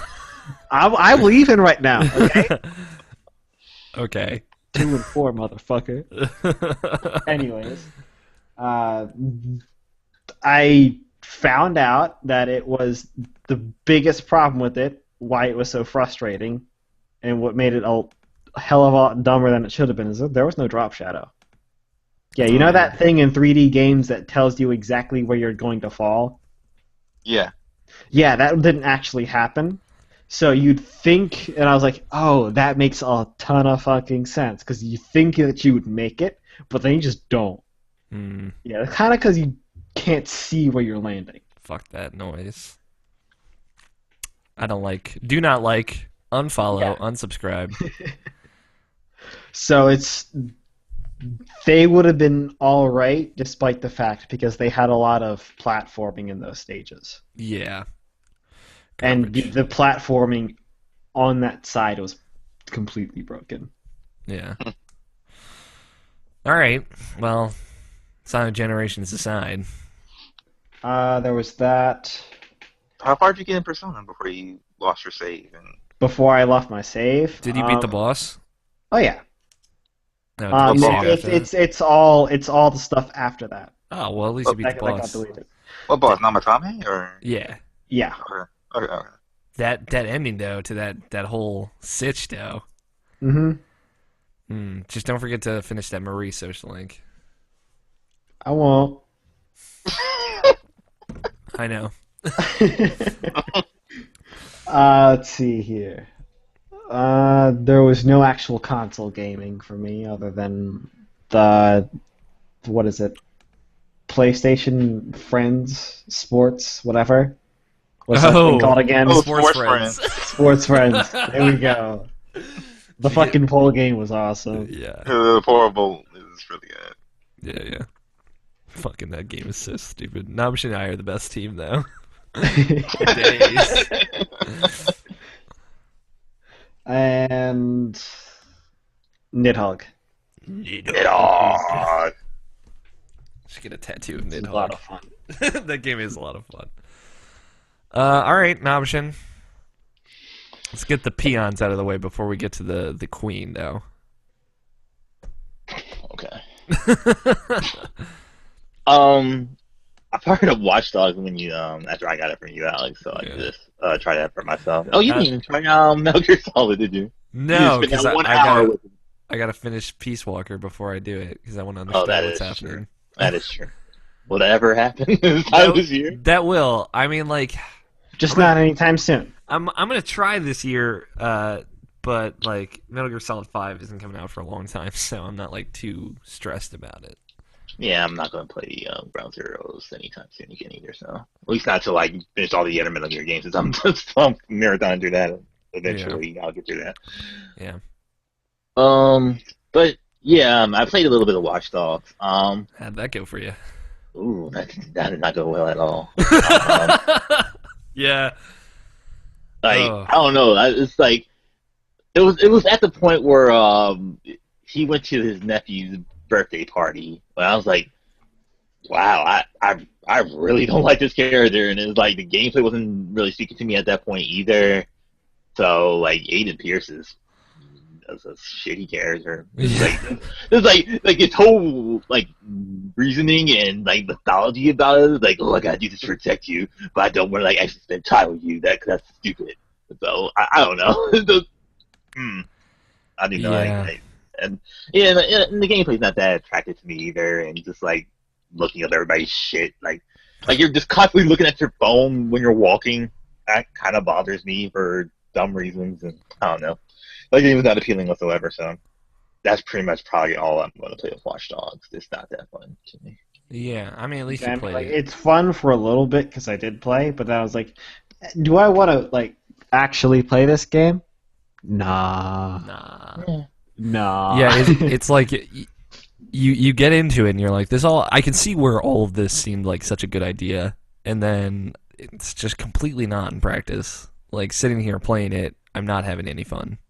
And I swear, it's just like the mindset I am right now. Because, like I said, like if this came out like it was the launch game it was supposed to be, and it came out like, well, GTA 4 already came out. I mean, GTA 5 already came out before then, but like, well, if for some reason it came out before GTA 5, I think that game would probably have been like more better in my eyes. But just right now, it's no. He needed to be a better character, and the AI needed to be able to fight back in a similar way that you can fight them. I mean, sure, but I just meant that more like it being a launch game. I would forget a lot of things. You can forget a lot of things when it's a launch game, and it's like, oh, okay, that game was pretty okay just because it's a launch game type of thing. But like, I don't know, like I've played Shadows of Mordor and like other games. Sure, they're different games, but like it's like that seems like has more character in their character that I don't really care about. They have more character I don't care about. They have more character in the enemies that you fight. Yeah. The random ass enemies that you fight. The randomly generated Uriks that you have to fight against. Fucking ratbag. Ratbag, the douchebag. I'm still think there needs to just be a stick weapon. The guy who just shudders every time he walks by a stick. Yeah, he's just like, oh fuck. Brings back the horrible nightmares. No, like I understand what you're saying with Watch Dogs though, and it's weird how quickly that game just completely flipped for so many people and just like fell apart. And there's probably going to be another Watch Dogs. There may be multiple more Watch Dogs because that game sold incredibly well. Mm-hmm. Just like Destiny. Weird how that, like both of those games, the first best-selling new IP and then the second now first best-selling new IP, both happening this year, both like tons of hype surrounding both of them and both met with general disappointment. Yeah, and I said the only one that actually lived up to was Titanfall. It's just the fact that I didn't have enough to actually keep people there. But But as now of it right now, does. yeah, exactly. Right now, like if you still have the game, you're still interested in that type of game, then like it has stuff there for you to go back into. They support the hell of that fucking game. Yeah, So. like serious props to Respawn because they patched in a co-op mode. They patched in private games. They patched in a bunch of new multiplayer settings. You know, a bunch of stuff for free to make that game like well worth the buying price. I think. Especially now, you can get like for $40 in some places. So like Is Respawn under 13 EA? now. No. right? Respawn is independent, but they publish Titanfall under EA. EA Yeah, partners. Yeah. They see it's I'm pretty sure it's EA forcing down the DLC on everybody's throats.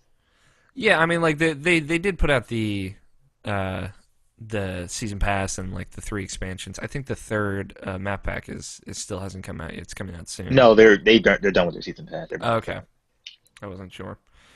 I know. I just have to get back into the. But now would be a good time now that like they've just patched in the co-op mode, like I said. So All you need is When, Xbox Live. when things calm down and you're like, I don't know what to play right now. Yeah. Not because there's too much, but because you're kind of done yeah, with most of the other stuff. That would be a better time. probably be January. That'll when that'll be. That will be when that is. Because next Tuesday. Binding of Isaac. Clear your Binding of schedule. I know. I'm just fucking so. 'Cause Hopefully there's some online multiplayer. the 3 things that I'm getting. If not, I'm coming over. The 3 things that I'm getting in November all come out in the same week, or like within 9 days of each other, which is Smash Brothers. Yeah, it's okay with binding. You just gotta play it once. I know. All right, listen, Scott, you can come over on Tuesday if there's no online multiplayer, as long as I get the podcast out before then. That's fine. And then we can play Binding of Isaac. You can show me the wide magical world of Binding of Isaac. Continue now, sorry. Oh, what games are you getting? Persona Q, Smash Brothers, and fucking Dragon Age, which are all coming out right next to each other.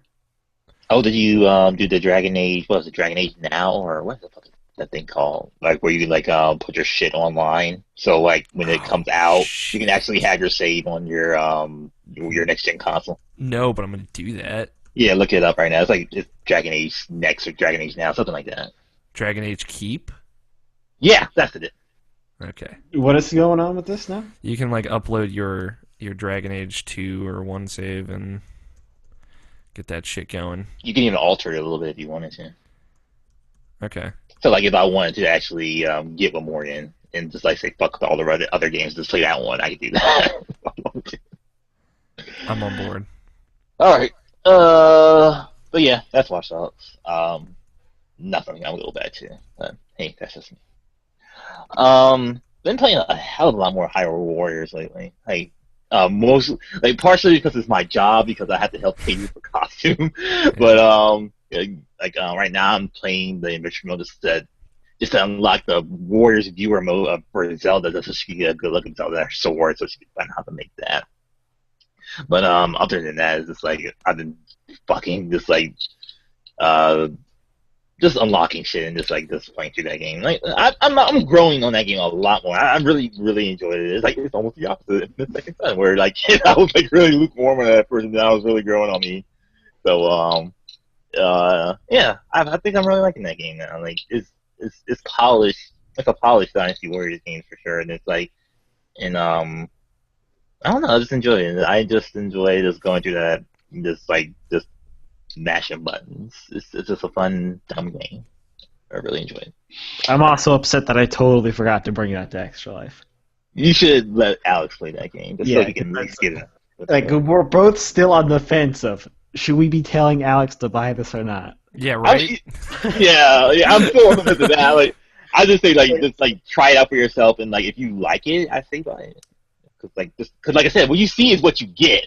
But like there's a lot more kind of to it, but not that much more. Like it is a Dynasty Warriors game, but still. I'll probably just end up borrowing it from Scott for some extended period of time, and then I'll be done with I it. could probably convince Will to do that because he doesn't fucking care about the game. I don't know why he bought that game. Will likes me. Just invite him on the show again. He'll accept it. All right. Yeah, then we'll invite him on the show and say redeem it. What else now, Machine? Hyrule Warriors. Fuck that shit. No, that game's pretty good. I play more of the Wonderful 101, like because I got it back and I still like playing that game. But like recently, it literally just came out like maybe like a week ago or something like that. Well, like there's a code in the game where you can like unlock the other characters in the game that you can unlock just like by doing like the achievements in the game.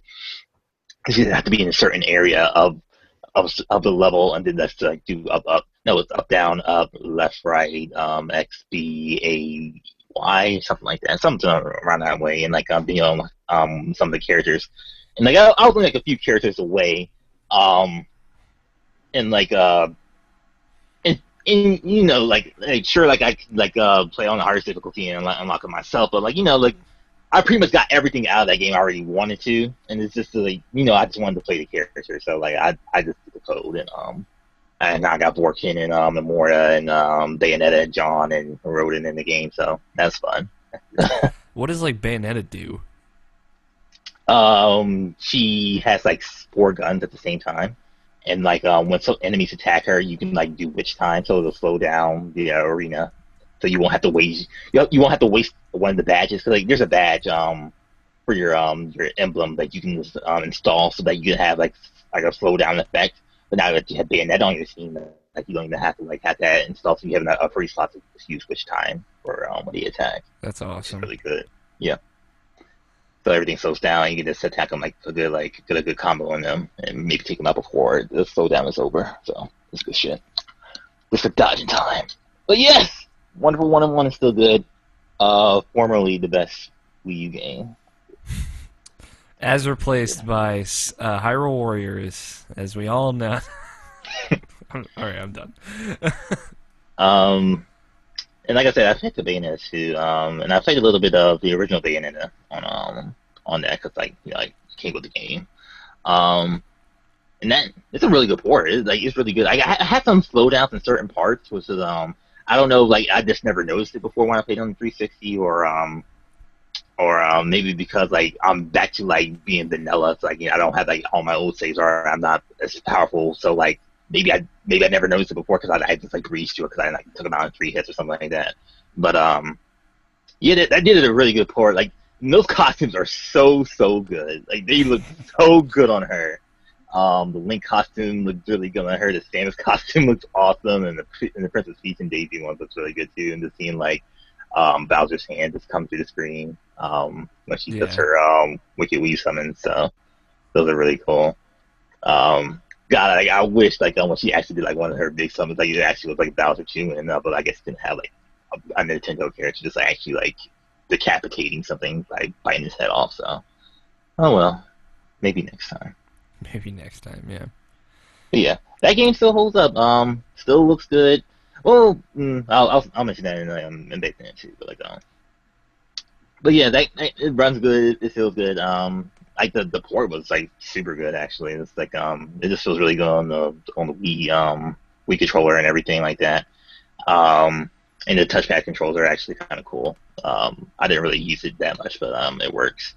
And posting the Miiverse is like super easy. Like they actually encourage that shit too. So you just like, see a whole bunch of pictures of Bayonetta butt on Miiverse. So that's interesting. Cool. Gamebutts.com. Gamebutts. Club. I don't know what it is. It's something dumb and it's hilarious.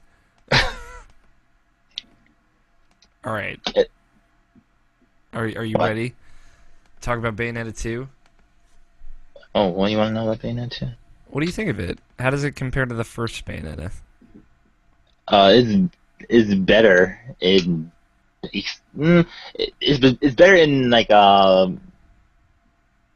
in almost every way. Like there's literally only two complaints that I have with that game. There's only two. Um, one of the complaints I have is like it has Bayonetta's personality in it, but it doesn't have enough of it. Like in the first Bayonetta, usually there's usually there's usually like a monologue of like when she fights one of the bosses. Like one of the bosses just do like one of her monologues, and then like she just looks so cool and just like calm and collected. A lot of they just give her little talks, and then she just says something badass in the face a couple of times, and then you do the actual fight. And it's in there, but it's not enough of that. And like I don't know, like I just feel like it kind of downplayed Bayonetta a little bit more. Just a little bit, like not too much. It's still her game, and she's still like when she's on the screen, she's the center of attention. You do not look away when she's on the fucking screen. But I just missed that part. I just missed just just those dumb moments, because there was like one scene in the Bayonetta 2, it was like with that moment, it was just like they'll do like their dumb monologue. She just come in a couple of face and a couple of times, and then like they start fighting. So like Yeah. I just missed that from like the first game. And like the only other complaint I have is that not technically a spoiler, but it's like it's kind of a disappointment. It's just that they don't have a less Dance Boys dance sequence in Bayonetta 2, which that kills me. That kills me because like that was such a surprise in the first game, and that was like the one thing I was looking forward to when I beat the game this morning. Just to see that part, I was like, oh, I just can't wait to see the dance routine because like I love that in the first game. I hope they have it in this game, and they don't have it, and that kind of kills me. That kind of kills me inside, but Oh, Yeah. dude, they're gonna DLC it, Danya. They're gonna do it, and you're gonna buy it. Nintendo getting those Nintendo bucks. At but, this point, you're probably hoping. no, it's not. It's not going to be DLC because like that's the thing about like it's like the thing about Bayonetta it's like one of the few games that like it's like one of the most polished like just like one complete games that you'll ever play. Because like they pack the game like to the fucking rims with all this stuff that they have, and like those costumes, the Nintendo costumes, that could have been easy DLC, like, and people would have bought it too. I would have bought it, but like it's in the game. Like they have a multiplayer mode, which is in the game. Co-op mode is in the game. Just all these weapons and all these features and just all this stuff that's in this game, and it looks so damn good too. Like visually, this looks so much more stunning than the first game. The first game looks great, but like just comparing to this game, because the first game, it looks like it's so like dull and like this like it's like someone just threw mud on the screen and started rubbed it in, and that's how you got the game. It looks so dark and grim, but like this game it has so much color, and it's a beautiful game just to even look at. Like other than like Mario Kart 8, like that's like probably like the best looking Wii U game I've seen. I think this was super stunning. Yeah. And that gameplay is just like untouchable. It's so fucking good. That's why I just can't get enough of it. Yeah. There is just that appeal. Like, it got pretty phenomenal reviews, and almost everybody liked it, and those who didn't had their reasons. Everybody liked it. It's just that some things might have turned them off of it, but they still say, hey, it's still a really, really fucking great game. So, my point was going to be like, everyone agrees that it is just exceptionally well polished. One of the best in its genre, which is just like, that's a good feeling.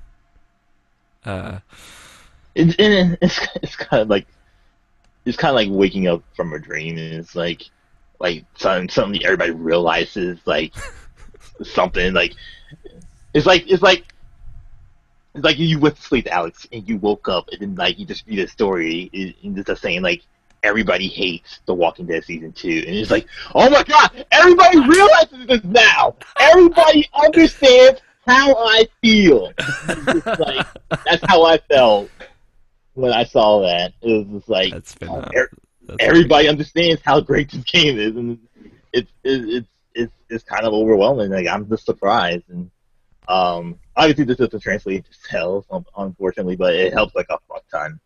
So because like my prediction was like this game would sell as much. It'll probably sell just as much as Hyrule Warriors, if not less.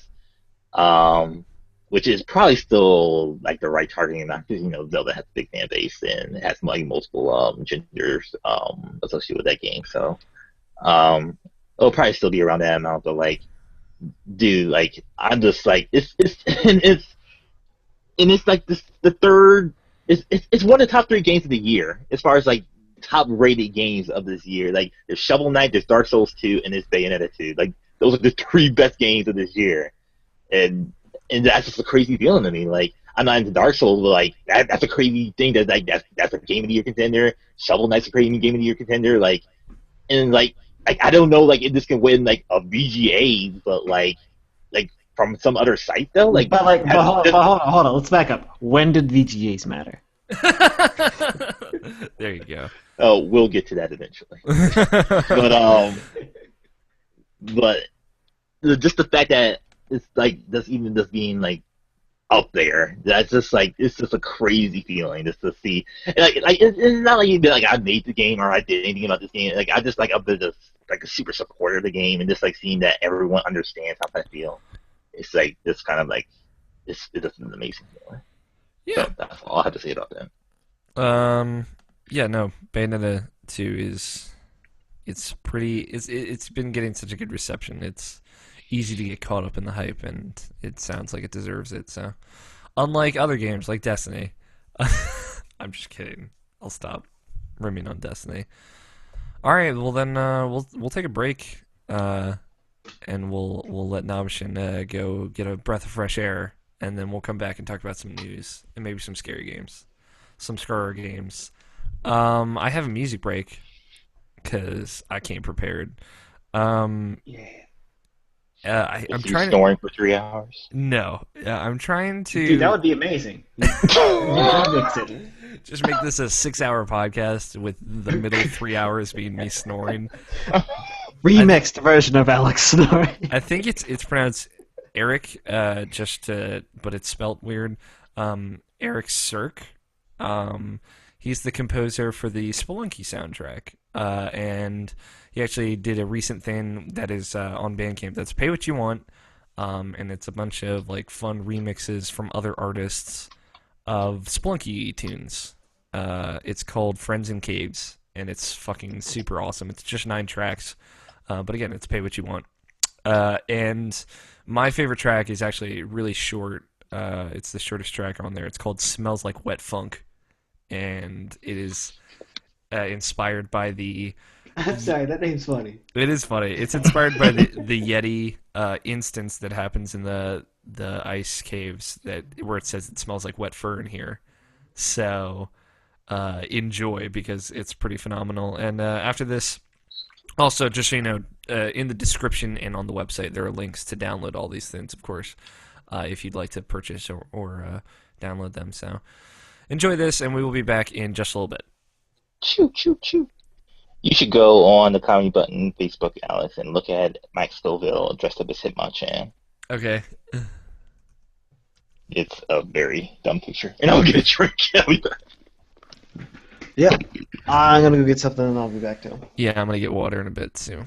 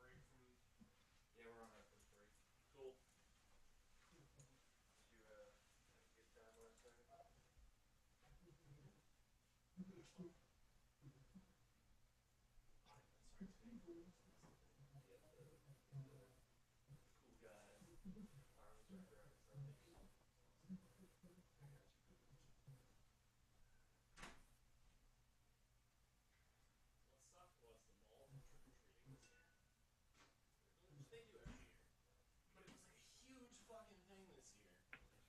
And we had 400 lollipops. I was the one giving them out, and I ran out in under half an hour. Yeah, I imagine. 400 fucking kids in half an hour. It was supposed to be a 3-hour trick or treating thing.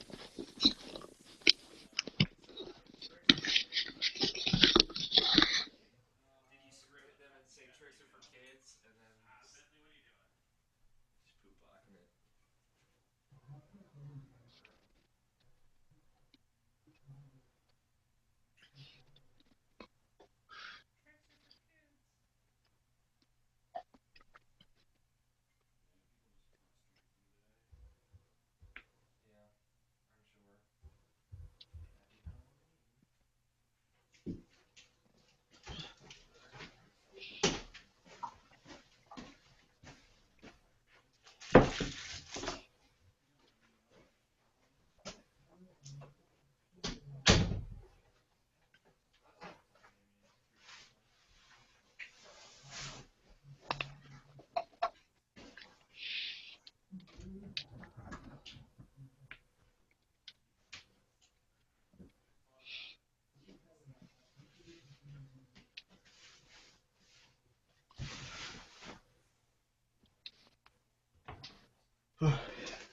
I am back.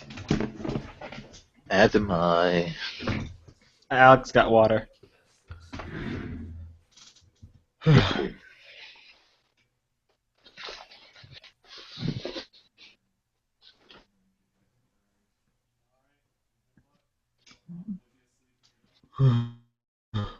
your sleeping and your Bentley.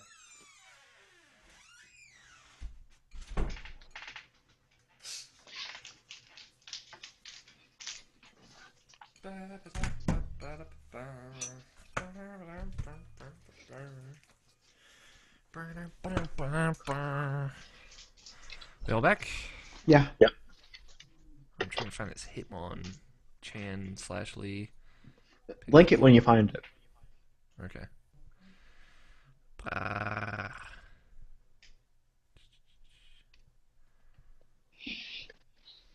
Oh, here we go. Max Scoville's Teenage Garbage Vortex. Oh my god.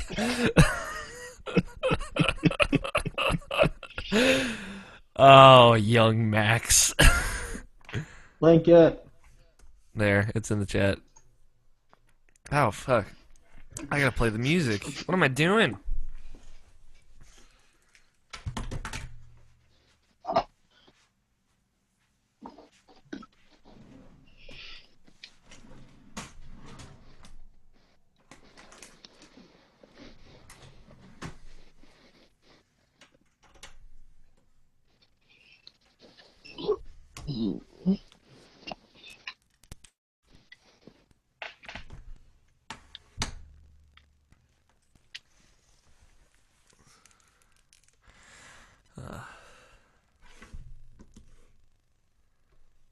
Was it worth it, Scott? Mm-hmm. Yep.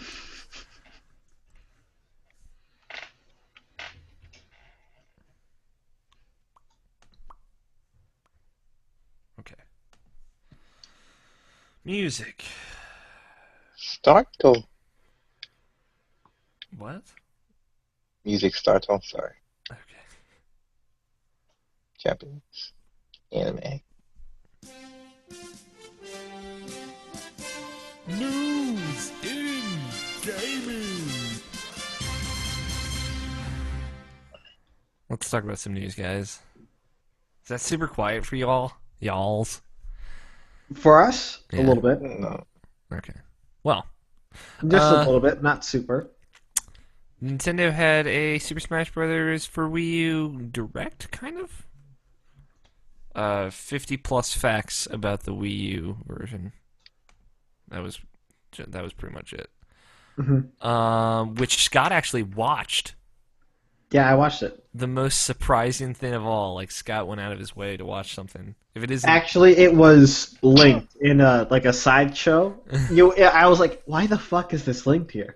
I'll watch it.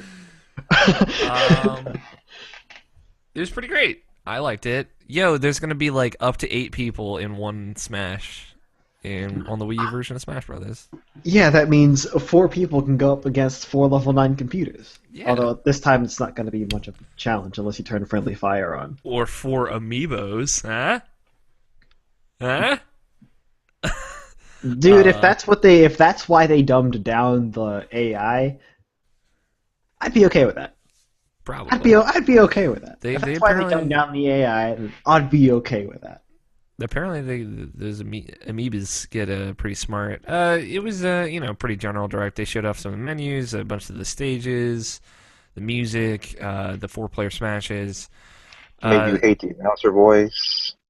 They made you hate the announcer voice, which I watched. Like, it was weird because the day before I watched a video of the announcer voice, like Doing the Pokemon theme.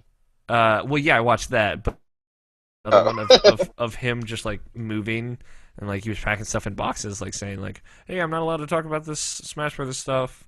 Blah blah blah. So you have a YouTube channel just doing the voice for everything now? No, he's like he was talking about Nintendo owns that voice. So Oh, he okay. can't he can't just do that whatever willy nilly. So, one of the reasons why I wanted to watch that video of like him doing like a Q&A to followers. But they showed off some of the new. It looks like they have something kind of like the Mortal Kombat fighting tower, where it's like different rule sets and like they're randomly generated, and you kind of like go through these challenges, the master tasks or crazy tasks or whatever. I forgot. I don't think Oh, okay, yeah, those ones are randomly generated. I Yeah, see yeah. that one. Yeah, and there's also the Smash Tour. quest list. I don't remember what it's actually called. The one from Melee, where you Yeah, have to go through the events. stages and then you fight the. I don't know what the actual end thing for that one is though. Yeah, but it looks like there's like an event board now, so I'm guessing there will be a lot more. Which I like the events from Brawl and Melee. Um, there's Smash Tour, which is like Mario Party meets Smash Brothers, which actually looks really cool. Hmm. Looks better than Smash Rush. And person that is you like collect fighters, and then your different stocks you're playing as different fighters when you do fight. So when you die, you just come back as a different fighter, which I think is really cool. I was talking to Justin how like I hope at least that aspect of that you can play it, possibly, probably not. Did you ever put out the Hypecast or whatever? Yeah, I didn't put out the audio Oh. version because it was just video. Oh, okay. Okay, I didn't know. Yeah, that's on our YouTube channel. So if you're watching this video, you can watch that. They showed off which is the new final boss. They showed off all the variety of controllers you can use. I'm just kind of scrolling through here right now. Um, Mewtwo. Mewtwo is going to be DLC. So, Hmm. Free if you have both the games. free if you have both the games, which is super clever, I think. But yeah, it was cool. It gave me a much better view of the game, and yeah, I'm still super stoked to play it. And there will be a different starting roster. I think it has 3 more characters unlocked, which is just Yeah, Ness, Jigglypuff, and Bowser Jr. Bowser Jr. So they did a little reveal video for Bowser. Great. Where's my Nintendo shit? Duck Hunt. Duck Hunt dog there. Um. I don't know if it's a Nintendo. So, yeah, fuck the Nintendo. But yeah, Mewtwo's on the way. So Maybe that's what we need is another clone. maybe they'll make him different. They won't, but maybe they will. uh, but yeah, this game is actually going to come out this year. I think was the most surprising part about this. Like they actually moved the release date up a week in Europe. So, yeah, I'm really excited for this new Smash Brothers. And I haven't touched the 3DS version of the game since I watched this. Yeah, I haven't touched it in a couple of weeks now. Not, I mean, like it's not like I don't want to play it. It's just like my thoughts are circulating around this very Oh, that's much. not true. I played that on fucking Extra Life. I didn't. I wanted to. Yeah, everyone play. Evan bought it at Extra Life. Why? You know what? I'm just gonna let that question sit out there. Ethan was gonna buy it during Extra Life as well. Ethan has So, 3DS. What? Fantasy Dash? He has a 3DS. Yeah, he. Okay, I didn't know. Yeah. Fun fact about my roommate. All Oh, dude, me and Ethan are just gonna team up on you every time I come over. right, not fun. All right. It's fun for us. Oh God, sorry, something freaked out on my computer. Yeah, I heard something. Yeah. My bad. Anyway, that's it for Smash Bros. For Wii U Direct News. Unless you guys want to talk about anything. Anything you're jazzed about? I'll tell you something I was kind of disappointed about. Sure. The amiibos, how they kind of work in that game. What did you want them to work as? I don't know, like something you can actually control. Yeah. So just being like AI characters that you just put on, it's like, oh, okay, I worked you up this way, and that's pretty much it. But I don't know. Yeah, I mean, it is weird that they're just like they're AIs and they go up levels, but like I feel like they were pretty transparent about that stuff from the get go. Yeah, sure, but it's just basically just like just a toy memory card just carrying around everywhere. So I don't know. It's weird. Yeah, it is. My biggest hope is that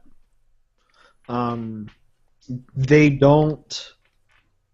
It doesn't end with Smash Brothers. What do you mean? Well, Oh, like the amiibos? Mm-hmm. They've already confirmed that Mario Kart and Hyrule Warriors can use some of the amiibo figures. they have a list of them of the ones there Okay. you can use right now. Like it's just like weird because it's like And Mario Party 10. yeah, that's true. I like it. Like for what is it? For Mario Kart, it's Mario, Peach, Donkey Kong, and Yoshi, and Mhm. Luigi as well. And for Hyrule Warriors, it's just Link. So Yeah. So good. Your amiibos will already be multi-faceted, but I don't know what they can do in the other games. God knows. I don't know. Interesting. I'm still not entirely on board mechanically with the amiibo stuff, but Nope. those are quite high quality enough to merit me wanting them, I think. But now they're saying like some figures will only be available for a limited time. I'm like, God damn it. Now you have to have those specific Now ones. I need to buy them as soon as they're available. But we'll see. well, I wonder if they'll ever do third party something. I wouldn't mind having a Sonic one. Or like a Pac-Man and Mega Man one. That'd be Yeah, really because cool. Valkyria Chronicles. I'll put it this way: it'll happen if they ask to make one. Yes, but Namco might. I don't know about Capcom and Sega. what they're not doing anything with It's those coming fucking to PC properties. on November 11th. God damn it! Out of nowhere. So this is like interesting because like God, how many years ago was it? Was it like 2008 that game came out? Maybe. So like something around that time, and like Yeah, I it's remember 2000. buying that. I remember buying that game like right before I went to like my convention Echo kind of area, and because I had to buy because I had to save money for the convention, and I had to buy that game, Naruto Ultimate Ninja Storm, and some Dragon Ball DS game, Mm-hmm. which was terrible. But yeah, I really like that game. That game's amazing. I love Valkyria Chronicles, Me too. and I don't know what the fuck is up with Sega lately. That's the main thing I have to really say about this because they never brought out Fantasy Star Online 2 over here, and they're fucking around with Yakuza never coming out over here. So Yeah. at least they're Yeah, I'm doing really something. upset about Phantasy Star Online too, because like, do you A know what lot of happened? people Do you know are. what's happening with that? It's a clusterfuck. Well, yeah, but do you know why it is a clusterfuck? I think so. Do you want to drop some knowledge here? Well, yeah, it's stuck in localization. Yeah. Didn't they Like, cancel the localization of it though? Like officially? Not officially. Okay. what they need to do is say, okay, let's just translate it and maybe add a few notes here and there. Yeah. Pretty much, because That's everybody. all they need to do. And then the people who want to play it will probably put money into it. There's like an English version of it. I think like someone that They're said they're someone patched it, like hacked it You, to do it. yeah, it's you can have it. It's not completely legal. Yeah, and There's a few loopholes that are loosely going around on that one. and you still have to go to like the Japanese store if you like want to actually get like stuff for the game, like cosmetic stuff for the game. So no one wants Yeah. to do that. Fuck that, yeah. That is a nightmare. God knows what Sega's doing. At least like they pretty much the only thing I know they're doing is they're not fucking with Atlas, which is good. They're just kind of letting them do their own thing. And But then just let Nintendo take care of their properties with Sonic and Bayonetta. Pretty So, much. Like what? But all they have is Sonic Boom out this year. That's literally all they've done this year is Sonic Boom. mhm. They better hope that one's good. Yeah, and Persona It'll 4 be okay. Arena. Okay, let me rephrase that. Better than Lost World. God knows what that game is going to be. But anyway, I just like I'll play this on PC. Fuck it. I hope it's like a legitimate port and it has like controller support and actual PC options. But Yeah, Yeah, it's talk about- achievements. That's all that matters. Star Online too, right? it has achievements. Fucking, you're right. I don't know if this would have online. No. Yeah. Okay, No, we're talking about Valkyria Chronicles now. Yes. Yeah. Back to this. Okay. Yeah. All right. What were you talking about, Scott? I'm sorry. I don't know. I was wondering what you jumped to. Valkyria Oh. Chronicles. Yeah, no, this is a really good game. More people can play it now. That's good. Maybe maybe I'll be able to play Valkyria Chronicles 2 on my Vita at some point. Can I do that? I don't even know. Yeah. Okay, I didn't know if that was one of the. I have it Vitas on my that were- Vita. I literally just haven't fired it up. Is that game good? I've heard it's good. It's good. It's just that the tone is just not there from what the first game was, and that what kills it for me. That It would literally kill it does. for me. Oh my god, the first game is so good. It is, and like not to like say, not to say it in that type of way because like I'm a fan of this thing, but like they kind of animate it up by like having them all in school and just like having that stuff just like kills it for me. It's like because I don't know. Because the I first can't game explain is it. like, hey, this is like war, and like the characters are lighthearted, but there's like these moments where it gets like really serious, and you're like, oh my god, and it's really good. It balances it well. It too's a good game. Like Chris, our friend from Interactive Distraction, he loved the fucking game. He loved the second game. He said the second game mechanically is better than the first game. I totally believe him on that, but it's just I don't know. I just can't get into it. I'll I haven't tried it. Yeah, I'll try. I'll give it a shot with this resurgence. But if you haven't played Valkyria Chronicles, there's no strategy RPG that's like it. It's fucking great. It's super phenomenal, and you should check it out. Even if you don't like strategy RPGs, I know tons of people that don't like strategy RPGs that like Valkyria Chronicles. So, there you go. Me, more or less. Yeah, Like this guy. yeah, you like Disgaea, but like that's your Fire Emblem to me equivalent. Battlefield Hardline is coming out in March. And Yeah, then- I guess they're equivalent. yeah, This is me thinking about that. It's a comparison. yeah. It's more Final Fantasy Tactics comparable, but whatever. Mm-mm. Whatever, Scott. No directionals, no game. No directionals. I don't even. Does this guy have directionals? Real quick. Directional. Like- I believe they cover it by squares, like geo squares. Like you're susceptible to attacks on like the left, right, and behind. Mm-mm. They have that. You just Well, played It's Disgaea 4. it's Like, No, by geo squares, and what I'm they just, do is they have spots where not quite where you're facing matters, but where you're coming at the enemy matters. yeah, I'm alright. just trying to understand what you're trying to say. That's what I'm trying to. Bidirectionals. All right, so here's how directionals work, and like to me, every game that doesn't have it is significantly lesser of a game because they don't have it, like as a strategy tactics game because Scott's they're judgment very side important. comes out. Yeah. How this works is the direction you're facing affects hit percentage Right. instead of just straight up agility. Yeah. So this means that if somehow somebody gets a triple move on one turn, if you have your guy in the right spot or covered up the right way, and does not take too much to do this, you just have to do it. Then you have much less of a chance of being one-shotted.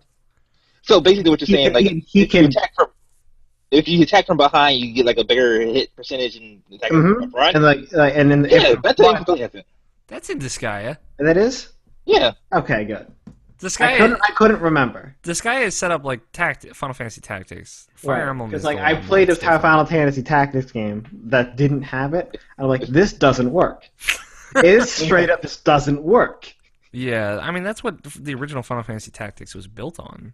So, I don't know. Like, I know you have your problems that with strategy games that don't have that. Fucking Valkyria Chronicles does have that. Just by the way. Yeah, it totally does. Because like in Fire Emblem, Fire anybody Emblem. who can't take a single hit, you pretty much can't use in that battle. And if you can, it's once or twice. Yeah, Fire Emblem's different. Well, do you know what that makes that character? Not useless. It makes almost every other character choice better, unless all your other characters are in the same boat. That's why, like, in Fire Emblem Awakening, they give you more options to make that character more useful. Mm-hmm. In previous Fire Emblem games, I agree that it's a problem, but Huge problem. That aside. They give you a way in Fire Scott, Emblem to work around it. I'm but you know bringing what? us It's on a task. It's a workaround. That aside, Battlefield Hardline arrives in March. Dude, nobody cares about Battlefield Hardline. I don't know anyone who cares about Battlefield Hardline anymore, unless it's Greg who cares to hate it. I've never heard that before. I only care just so I can hate on it. He cares enough to fill him with rage. And the next major Battlefield release won't be until holiday 2016, so there won't be a Battlefield release in 2014. But there's still gonna be what's that game? Battlefront? Yeah. Battlefront? Star Wars Battlefront? Star Wars Battlefront is scheduled for holiday 2015. Yeah, So, that's what I'm saying. I'm saying There's holiday 2014, no Battlefield. Oh, we already knew that. Yeah. Which is, that's the first year they've taken off, first holiday they've taken off in a while. I don't know, this is Probably good for them. probably a really good idea. Obviously, like, Activision has turned their Call of Duty studios into, like, a well-oiled machine, and EA has not with their Battlefield studios. They tried. They tried, and the fucking, the Medal of Honor games just train wrecked, and Battlefield 4 happened, so... Hey, because Battlefield didn't do that, Evan switched sides. Yeah. And, like, people notice, like, the change in quality. Again, Call of Duty is a consistent, relatively, like, okay quality, good quality. And then if you take more time with it, the Battlefield games are, like, great quality or fantastic, and then Battlefield 4 happens. And people don't forget that shit. But apparently Battlefield 5 isn't anytime soon. But, God knows. Maybe that's their 2016 game. Maybe not. Maybe that's Bad Company 3. Probably not, but, we can all hope. But, I mean, it's good to have a break between the next Battlefield, but still Hardline coming out in March. Who knows if that game's going to be worth a damn at all. But we'll see. Microsoft is dropping the Xbox One holiday price to $350, or $349.99 in the United States. So between November 2nd and January 3rd, you'll be able to get an Xbox One for $349. That includes the bundles. So, and this is the one without the Kinect. So there are a bunch of bundles. There's the Sunset Overdrive bundle, the Call of Duty bundle with a terabyte hard drive, and the Assassin's Creed one with Assassin's Creed Unity and Assassin's Creed 4. Yeah, the Call of Duty bundle will be $449 instead of $349, but that's the only one. So Assassin's Are you Creed, sure? Yeah, it says here okay. in this article because it has the terabyte hard drive and the special controller, Okay. which still is a good deal.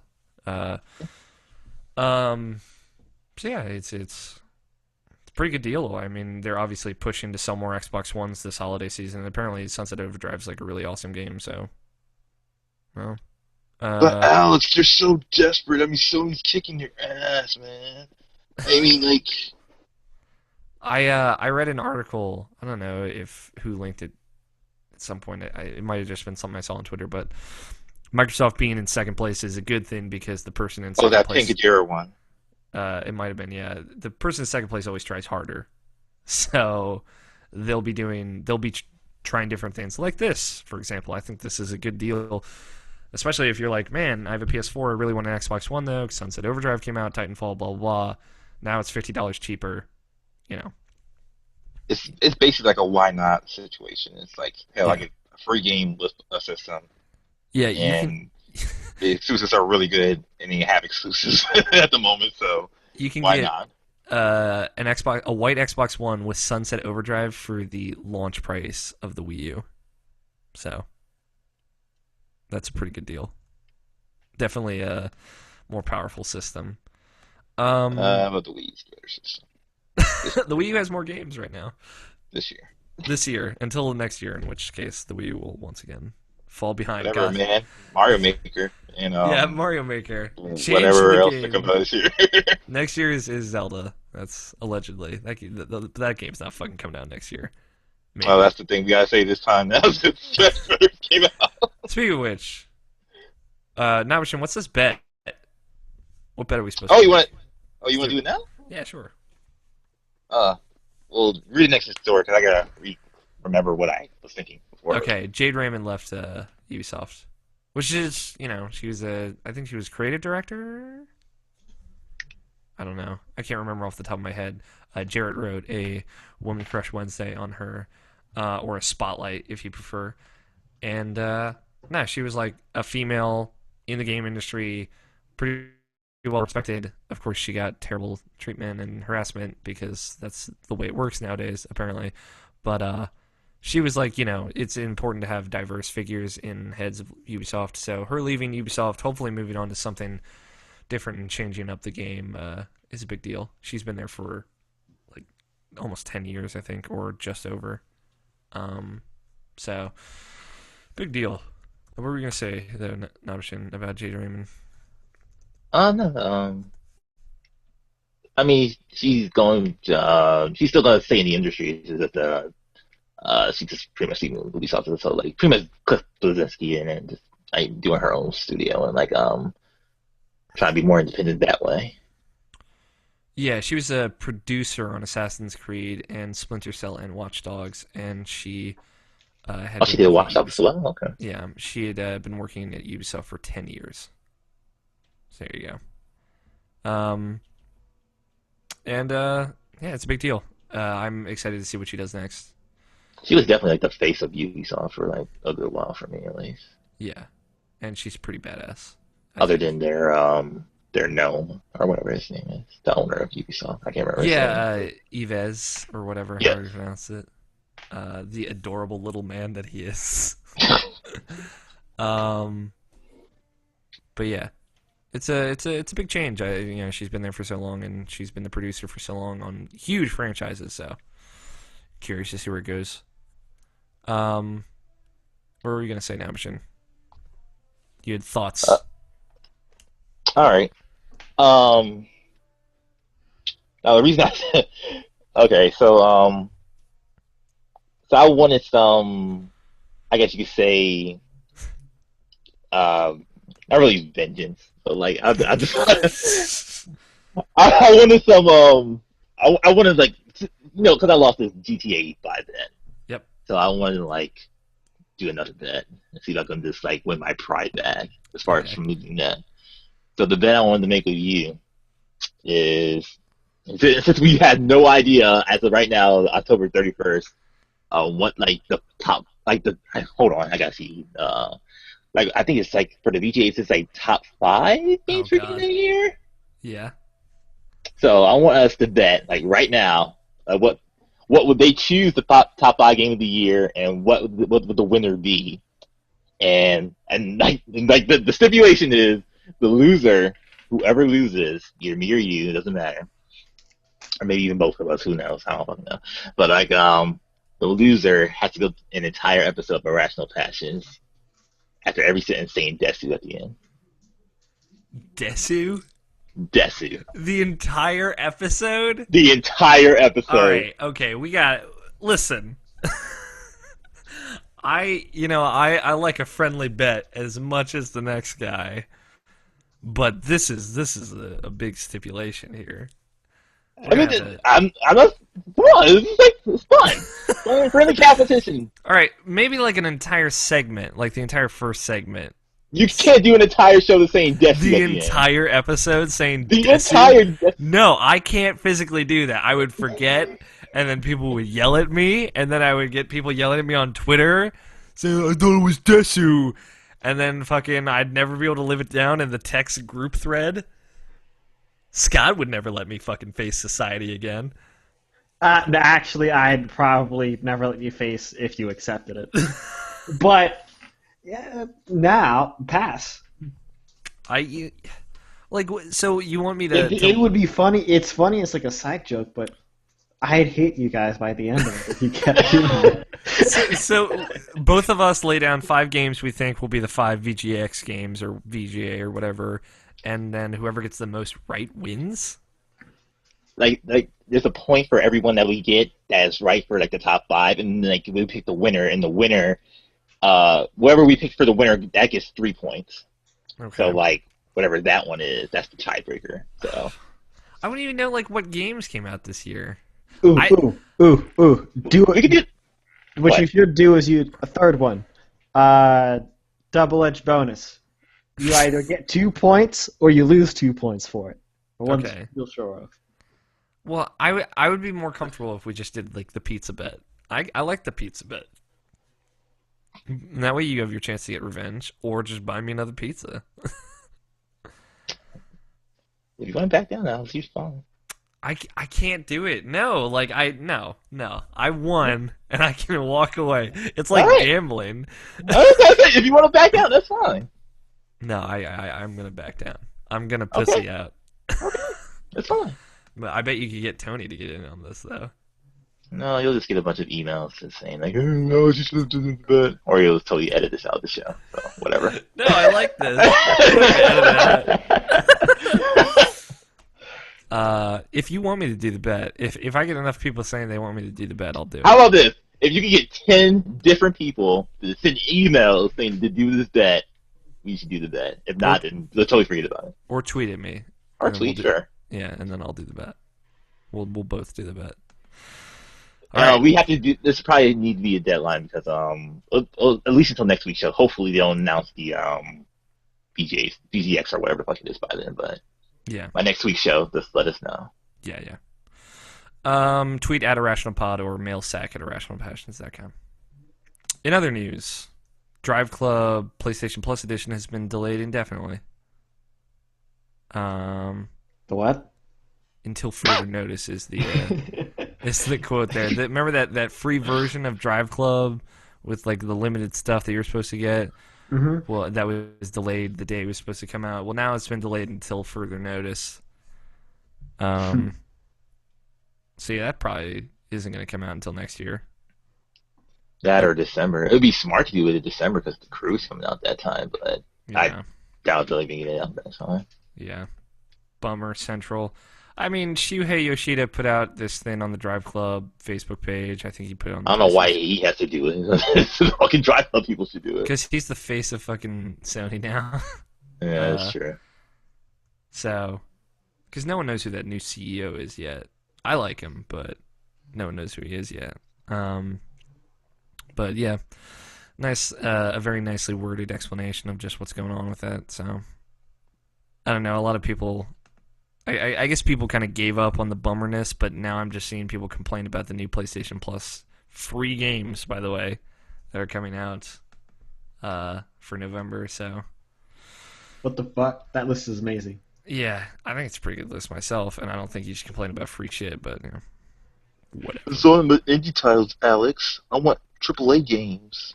Yeah, I mean, I guess we got Batman last month, but that game came out 6 years ago. So you mean you want? I saw that comment. I read that. Someone would. It's this type of stuff you think about. It's like, oh, that game's kind of old, but oh well, I don't care. It's free. It's free. It's a second. It's like a second if you think about, hey, that's weird. But then you say, forget it. I don't care. And then it's like that's the thing that someone writes down, like literally just complains about it. Like, come on, for real. Yeah. No, but like at the same time, it's so you want all the AAA games that suck now? Because I'm pretty sure they released all the non-first parties that are good. Yeah, I mean, Pretty much. that's very true. If you want AAAs that suck, okay. Like, I don't But know. I think that we should probably hand out the Here's indies Haze. that are really good. They should put out just the one game they put out for a month. It's just Haze the whole month. Quit hazing me, bro. Anyway, Techland. They need to do that. They need to do that. Techland announced this week. They need to quote unquote remaster the game and make it run on the Quit fucking hazing me, platforms. Techland developers of games such as Dead Island That needs to be an April Fool's joke. and Dying Light, they have officially announced that Dying Light on PlayStation 3 and Xbox 360 has been canceled. The game will now only be coming to PC, Xbox One, and PlayStation 4. Good. We're in 2014. Yeah, right? Full costumes. 20 guys. Let's drop these old consoles and move on. But like, yeah, no, they put out a statement saying like, I'm sorry, but you know, we just can't get it up to a quality that is comfortable on PS3 360. Quick question: what version of Assassin's Creed is Evan getting this year? Is he getting both of them? He is not getting Rogue. I know that for sure. I don't know if he's getting Unity. He doesn't know either. Last I checked, he doesn't know if he wants to get it because he said The co-op. he's under the impression that the game will be much more difficult to play unless you play it cooperatively. Mm. Which, you know. Oh, Evan. Oh. Wait, what game is this? Assassin's Creed Unity. He's under the impression, because the game has co-op, he's under the impression that the game will be like too difficult to play by yourself. And then they'll touch his butthole.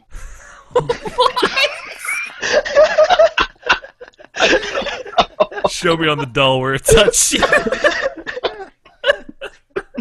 The doll doesn't have one. It's just like a little stitched X on the butt. Like in fucking cartoons. That shows how much we care about Dying Light on PS3 360. I'm glad it's coming. It's not going to those things. You know, coming from Techland saying that it's not good enough to run on those consoles, though, is pretty surprising. They have a track record for putting out games that don't run. So, I guess it worked out. What's this thing about Skullgirls, Nobishin? Oh, So this is an interesting thing that happened. Like, an employee of Naughty Dog, like, just did on his free time, just like, made a USB driver, like program, so that PS3 sticks can run on scroll girls on PS4. And pretty much after he made that code, he said he's pretty much just giving it out for free for everybody, so anybody can use that code. So hopefully this means, because like I was talking about this with Jeff from Interactive Distractions, and like Mhm. because like he's been doing Killer Instinct, and like, but like the biggest issue that he had with the game really was just that the fact that he had to rebuy sticks for the system, because like he experienced with bike sticks and stuff like And that, they and were hella expensive. yeah, and he went through so much drama just to get his stick, and like just hearing this news, it was just like it's like a come on thing. Like this should have been like something they at least try to do at launch. It just seems like something that it's like, oh wow, we can actually do this. Okay, here you go. And it's like, oh wow, you just wait till now to just put this out that you can actually do this. So it's just a bit of annoyance, but like now that it's out and now that people actually know about it, hopefully this will be something that because I didn't buy a stick yet, and now I really don't have to. So that's a good news for me. So hopefully they bring in the next gen Street Fighter and I play that. Yeah, God knows I wasn't about to drop $200 on a fight stick when I have one that works excellently. So, Yeah, like the one that we showed you, yeah, that was like 300. God, I know, it's absurd. Almost the price of the system. I could call Jason to make like a custom one for cheaper than that. It's because just... he has spare time. Yeah, because he's got plenty of time. Anyway, 2K publisher 2K Games, excuse me. Says the Evolve Alpha was delayed on PlayStation 4 because of recent problems with the 2.0 firmware update. They haven't said when the Evolve Alpha will be coming to PS4. Yeah, I have it too, and it's weird that it's kind of just like it's there. You can download it, and then you can start it up, and then it says, "Oh, the rooms are too full. You can't actually get into the game." So it's like, that's stupid. Well, I can't get access to it. The fucking Nabishin's friend of the show, Mark, sent me a code, and it just didn't work. So I don't know. Oh, it doesn't work on you either? Because it's supposed to work on Xbox One and PC. I was putting it into the Xbox One, and it wasn't doing it. Weirdly enough. Yeah. It's Mark's fault. Just blame Mark. I'm just kidding, Mark. I don't blame you. Yeah, I mean, it's weird. The Evolve Alpha, it didn't like come out earlier this month for Xbox One players. Earlier? No. It just now, the big alpha. It's right now. Okay. I wasn't sure if there was like there was supposed to be some exclusive for Xbox One for Evolve, but I don't remember what it was. That's from when the game comes out, I think. Yeah. Or maybe it's just the beta. I don't know. Yeah. Who knows? But yeah, Evolve Alpha. The game comes out in February. It's not too far away. I'm not dying over here. Xbox Entertainment Studios has officially been shuttered. Has been closed, or reportedly shuttered. If this article ever load, this were the guys that were doing the Quantum Break TV show, the Halo TV show, which is still happening as we know. It's just coming with the Master Chief Collection, and what was it? And they did the E.T. the documentary. So let's see. Apparently, a report surfaced that in August, Santa Monica-based company was looking for a new home, but it didn't happen. Didn't go through. So it could very well be closed and done for, but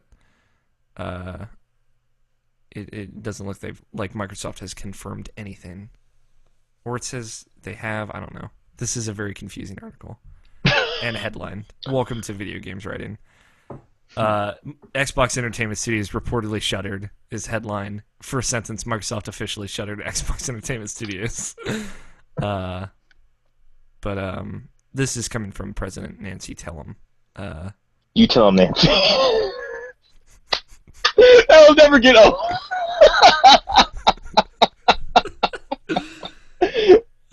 So the Xbox TV experiment clearly wasn't worth the money. So the Quantum Break TV show, the ET documentary, and the Halo TV show will come out, and that'll be that. Use your Xbox One as a TV, guys. Clearly, it's working out. And Prey 2 was canceled, finally, officially. That was a game? What? It was a game.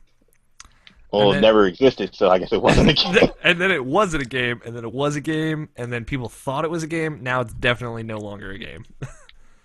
So. Oh man, that's worse than Final Fantasy 15. Yeah, except like now they're like putting out new video for Final Fantasy 15 like every other week. Leaked videos.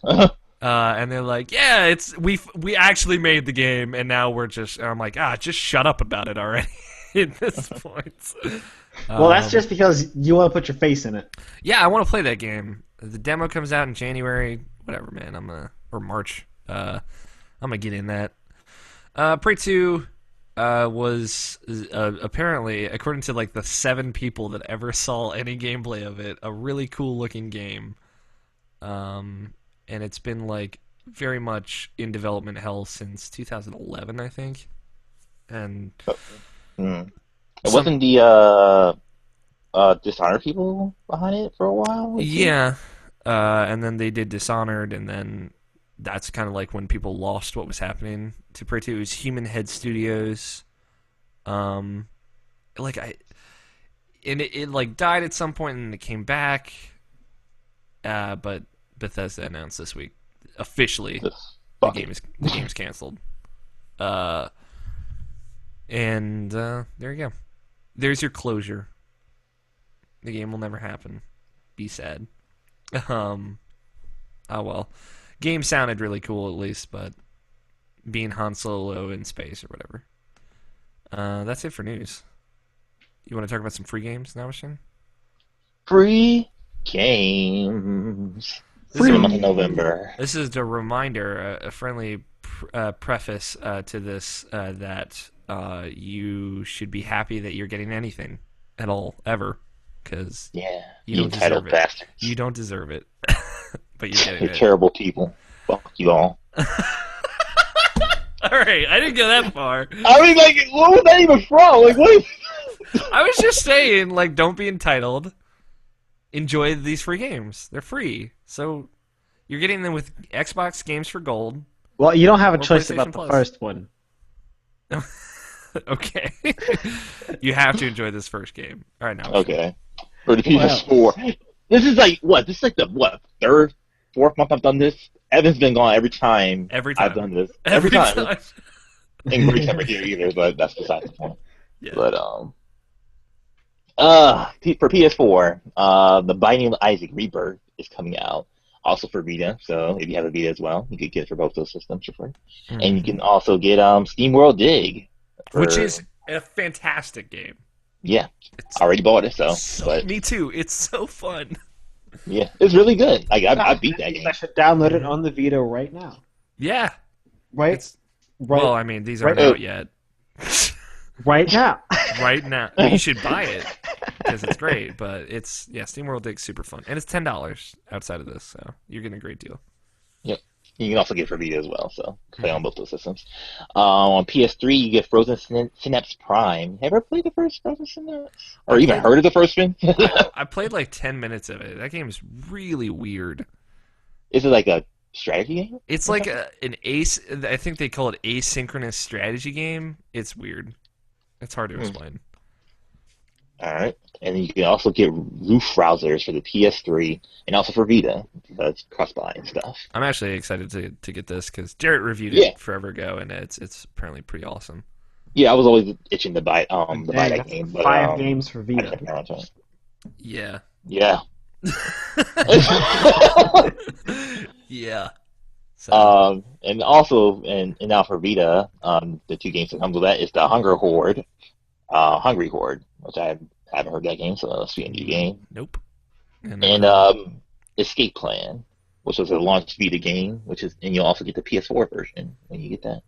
Yeah, you like that, don't you? Was it you? I remember liking it. I just never beat it. Mm-hmm. But I enjoyed it. It had some really cool touch controls at the time. So it was a launch game, so you didn't really care about games at the time. So it might not hold up. And I never played the PS4 version, even though I had it for free for like the longest time. So Mm-hmm. Yeah, like I played it. Game's fun. It's a nice little puzzle game, but that's what it is. It's a nice little puzzle game. Yeah. You only really have um, one playthrough of any level, Mm-hmm. I gotcha. and you're not really compelled to keep going. right. All right. On Xbox One, other than Binding of Isaac Rebirth, this is probably the game of the list. And that's Volgar the Viking. I heard so much good shit about that game. I'm so excited to play that. Have Yeah, you I'm ever not. seen anything about it? I'm not familiar with it. Oh yeah, it's like I wouldn't say like quote unquote the next Spelunky, but like it's just a really cool like Go it's on. no, it's just like one of those like Dark Souls type games that people like to say, but it's like a really hard kick your ass game that it's like a 2D aided action platformer action game. It seems really cool. I've seen It like a lot of looks videos about awesome. it. I'm looking Yeah, at screens of it. So yeah, I really enjoyed it. And for the 360, you'll get Viva Pinata, Trouble in Paradise. Have you ever played those games? No? I haven't. That's like the last kind of Rare game. That's still when half of Rare was still under Microsoft. I need to play them. I've heard nothing but amazing, joyous things about Viva Pinata. Mm-hmm. I think And I'm upping my Xbox Gold in November, so because Black Friday and everything. So that makes uh, sense. And Rat Pack and Gorilla. Like probably the best thing about Viva Pinata that I always liked about it was just the commercial. The yeah, the commercial commercial's was so good. I agree. I'm a magical pinata. It's full on. Giddy up! Yeah, that was acting, children. Bravo for me. It's full on like exactly what I love about old school Rare. All right, there you go. There's a bunch of free games. You greedy bastards. Um, so before we move on, what's your Halloween scary game jam? Do you guys have one? Well, I don't have a specific scary game jam, but you should probably be able to guess what I'm going to say. Five Nights at Freddy's. No, I haven't actually played that. Okay. I did. Then I don't know. Come on, man, it's Luigi's Mansion. Oh yeah, Luigi's Mansion is great. Game Grumps It's have not. played It's that, not so. like an actual scary game. I mean, okay, fine. If you're like 5, then yes, there's a few jump scares for 5-year-olds. Yeah. Other than that, it's not a particularly scary game. However, I thought it was a very fun game to play. Oh yeah, it puts a smile on your face pretty much constantly with And Luigi muttering the theme to the game and it's I've great. been watching that game. I was played it too. Oh, you have? Awesome. I've only seen the first 2 They're episodes. they're hard to watch in these kinds of games because like Luigi's I Mansion isn't it's exactly the it's easiest game. they have you should watch them play Mario Sunshine and get fucking stuck every 35 minutes. It's great. um it's yeah, they get lost very easily. I should have I given you also that for started every watching them play Oregon Trail, and that was so much fucking worse. round. I'm like, I you know. know how these games work, semi, right? You hit a button on the menu to see what each menu brings up to at least get an idea of some of your options, I but am they never fucking did I it. implore you to never watch them play Wind Waker then, because Aaron gets lost every 3 minutes in that game, and I'm not even kidding. And he gets so frustrated, and it's hilarious. Well, I mean, like, was watching somebody play a game, and like this is one of those games that it's supposed to make you frustrated, Mhm. and this person was exceptionally bad at the game. Yeah. That was hilarious. But Mhm. that was more okay than what they're doing right now. It's like I get that they're not exactly paying attention, Not at all. but at the same time, he didn't know that besides sucking the ghost in, that you could that you were supposed to move the vacuum to get a different angle on things. Yeah. even though he was moving it up and down already. Yeah, it's definitely like there are a lot of moments where you're like, "What are you doing, Aaron?" Uh, The controller but fuck up was hilarious though. yeah, it's good. um, I enjoy them regardless. Like a lot of the stuff that they did wasn't so frustrating. It's just that there was a lot of what I said was frustrating in Yeah, there.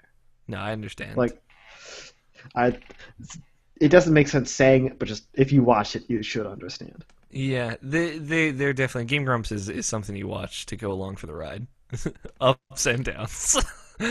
Not to actually gain any important knowledge about the game, um, Whatsoever. whatsoever, and they know that they're pretty upfront about it. Um, what about Luigi's Mansion 2, Scott? Would you recommend that if people are looking for a spooky game to get on If November you're if 3rd? you're looking for a spooky game, no. If you're looking for a Halloween, I guess esque themed game, definitely. Yeah, If you like, I wouldn't, like, especially around Halloween, I wouldn't go looking solely for scary games that's a very good point. You definitely took because like this question in a good direction. Halloween is not exactly that kind of holiday. Yeah, it's Uh, about having fun too.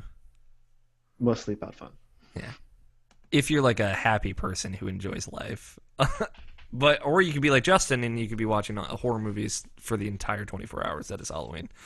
Our good friend Justin Gravius at the Does Sigma he Omega. does he enjoy that? Yeah, he loves horror movies. Weirdo. What about you, Nobishin? Do you have a scary or fun spooky game jam? Every year on Halloween, I play the Nightmare Before Christmas game on PS2. Really? No. Okay. I believed you. I wanted to believe you so bad. I Like want. if you didn't say no, we would have bought it. Have you played that game? I've always wanted to play that game. I never played it. I watched like so many videos of it because I was going I to get have. it, but then like the reviews of it, and I was like, oh. That game is like weirdly like Kingdom Hearts in like a weird way. Uh, And it's and bad. it's not very good, no. But like you get like Christmas powers and Halloween powers, and you turn into a giant flaming pumpkin skull head guy. Me and my They brother say like played that. tether pole over again or something like that. Yeah, it's super annoying. Because video games. It's there are worse games to play. There are worse licensed games out there for sure. But to actually answer the question, I guess that would be this Resident Evil, the first one. I love that game. Yeah. That was a game I played on Extra Life. I forgot to mention. I just fired that up and like I just love that game. But yeah, like the How first three Resident Evil games, real good. I love Yeah, Resident Evil 4. I would totally play that tonight. no, it's just the first one for me. Like all the other ones, I never even beat other than five. Well, I beat five, but there was something about the tank controls that gave you less power, which made everything scarier. In Resident Evil 4, you stopped being scared. I know. But like Resident Evil 4 would be like my fun Halloween game. Where it's like super creepy and spooky, but I'm like not terrified. I just like the environment. well, the first Resident Evil, like I don't think that's a particularly scary game. I just love it It's not because of how like a campy scary it is. game. It's you don't in 1 and 2 you felt danger a lot more. Yeah. I mean, I do appreciate the campiness of Resident Evil 1, but like my experience with that game is exceptionally limited. Which is one of the reasons like why I'm like looking forward to this HD remix. But it's not campy. That's like the fun of the first one. I not know. what? Campy. Did they modify it to not? Did they modify the zombies to not be campy? Well, they It's redubbed it, right? it's the GameCube one. The GameCube one is like legit as far as like a horror game. Damn.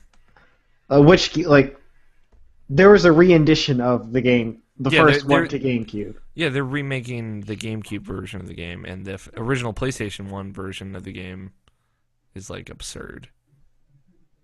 I know that. I should play it. I have it. I have it through PS Plus. Maybe I should play that Play it? tonight. Pretty good. I don't know if they keep the GameCube version intact and they don't put Resident Evil 5 controls or 4 controls on it, then I'd say that's pretty good. We learned that there's an option for both. So Well, if they modify the zombies to play to those controls, because they did in 4, they absolutely did. yeah, Because like the 1, 2, and 3 are much slower. yeah. Shooting a zombie and killing it is that much harder, and it's for not much reason, but they slow down the zombies for that. That and they're actual zombies in the original Resident Yeah, Evil. and like I'd still consider the ones in the other one. Okay, Honestly, Alex, they're plant monster freak whatever. Yeah. Okay, honestly, like I the other feel you ones. should play that game like tonight. That game is. I'd be down. Like, I'm not doing anything after this. So, Oh, okay. what is Resident Evil? fancy What is What is Resident Evil 1 about? They're in a mansion. Yeah.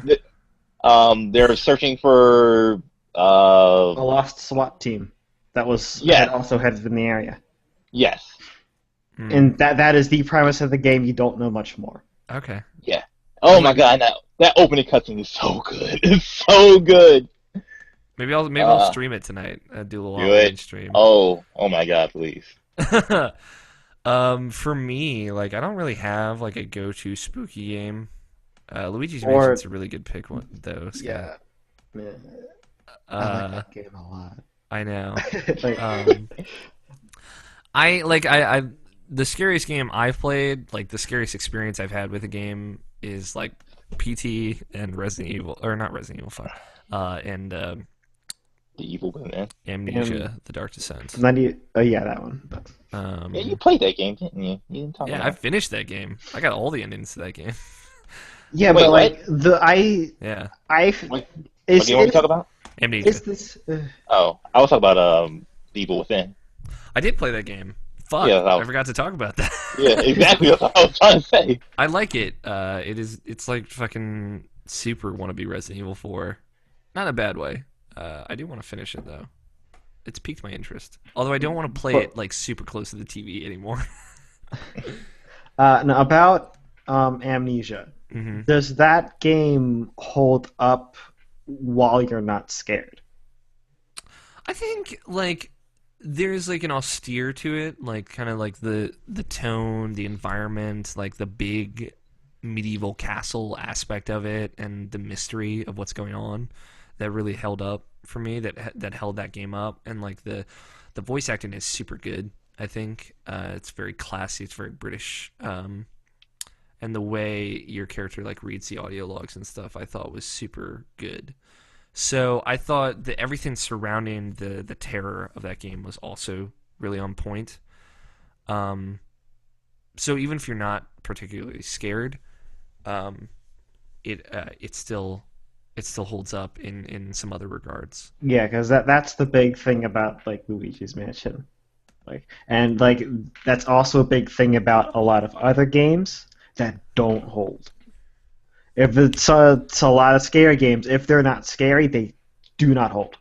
Yeah, and like that, like stuff like Outlast, for example, to support what you're saying, Scott. It's just like if you're not scared during Outlast and you're not like having fun with the jump scares and whatnot, then it's just kind of like a weird game where you're walking around with a camera, and it's just kind of artificially tense in some points. So yeah, you're right. Like the kind of the modern idea of what a horror game is very dependent on it. That's why I like PT a lot, because it kind of plays with the modern idea of a horror game a lot. Yeah, and then why I think that you might also like Resident Evil is because, once again, it's not particularly a scary game by nature of scary. It's something that makes you feel danger, and then you play into the atmosphere. Yeah, that's a good way to put it. There's some days, Scott, where I wish you were a writer, so you could kind of portray like the times when you're on point through text. But yeah. And then the other parts, I could be an IGN commenter. Exactly. You are both sides of the coin, as opposed to Greg, who's just the IGN commenter. Yeah, there's some good scary games, spooky games. I'll maybe play some Resident Evil tonight and reach out to Twitter and talk about some spooky games. But I really like Halloween. It's one of the better holidays. It's like the holiday that gets better when you get older. People say. I think that's very true. That's because you have sexy girlfriends and stuff. Yeah, And you that can too. make kids dress up like your fantasies and shit like that. Like, I always wanted to be that when I was a kid. I'm gonna make you be that kid. I'm gonna make you dress up as a kid, and then I'm gonna fuck you. Wait, what? What? Anyway, That didn't happen. that's. We're gonna take another break, and when we come back, we got email, voicemail, and then we're gonna end the show. So we'll be back in just a little bit, guys. Shoot, shoot, shoot. Where's my phone? There it is.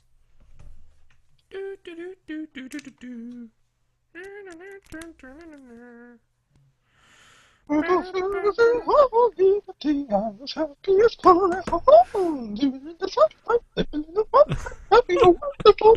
just heard that recently. My friend You is see, if I could make that sound, I would have been singing with you. The way that song is used in the first episode of SpongeBob is incredible. So great. It's incredible. Why aren't Mark and I friends on Xbox? He is astonished. Because Alex rarely boots up his Xbox. That's not true. I turn on my Xbox One every day to watch TV. Enough to. Oh, okay, then never mind then. Well, the fuck, Alex? He never added me. I don't even know what Mark's gamer tag is. UF I told him to UF add Mark me. underscore. Yeah, do that. Does he know yours? Yeah, I just tweeted at him. Okay. Mine's pretty easy to remember though. I'm the same thing on literally everything. Yeah, same here. Oh, by the way, I bought Sunset Overdrive, and I didn't play that at all. God damn it! Tell me how it is. Play it this week and text me about it. I'll let you know. I gotta know. Or put it on Twitter so I can read it too. Yeah. I'll 6-minute Twitter you voicemail. Alright. It's all loaded up. A to Z got canceled, and I'm sad about it. What got canceled? That's some show that I watched. A Some show romantic that you comedy. watched. You wouldn't like it, Scott. I probably wouldn't, but I didn't hear what you said, and I always ask. Yeah, when I you don't care. hear. No.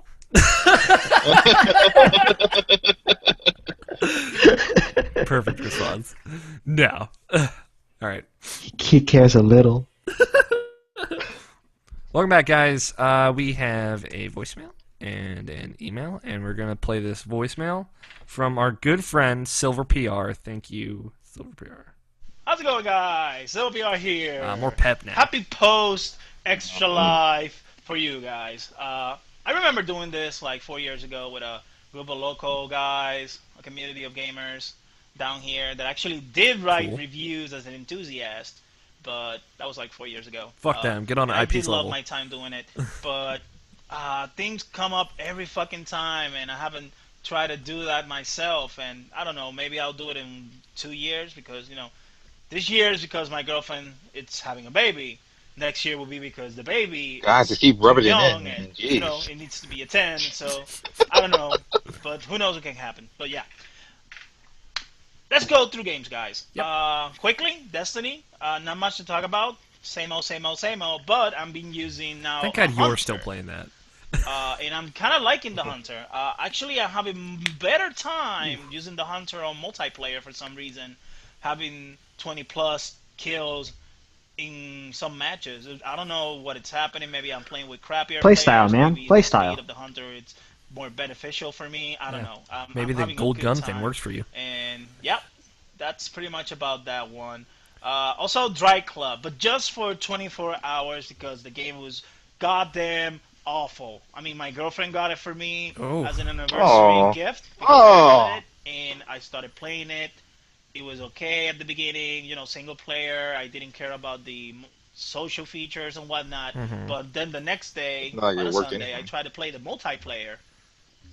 And it was goddamn broken to the point that I was getting pissed off. Oof. And actually, my girlfriend playing with me at the side, watching me playing or trying to play multiplayer, these words came out of her mouth. Oh boy. What a I'm so piece sorry. of shit of a game. And I was like, what? But that usually doesn't come out of her mouth. But hey, I went to GameStop, returning it. I could. They needed to. I mean, the policies give me the right to return it because I was unsatisfied and I could get Damn right. nothing. And I got instead Middle Earth Shadow of Mordor. Yes, I was And I hoping he had a was going lot to of say fun that. with it. Actually, I finished it. I have to say that the final battle was Jesus bullshit, Christ, I need to being keep that quick game. time events.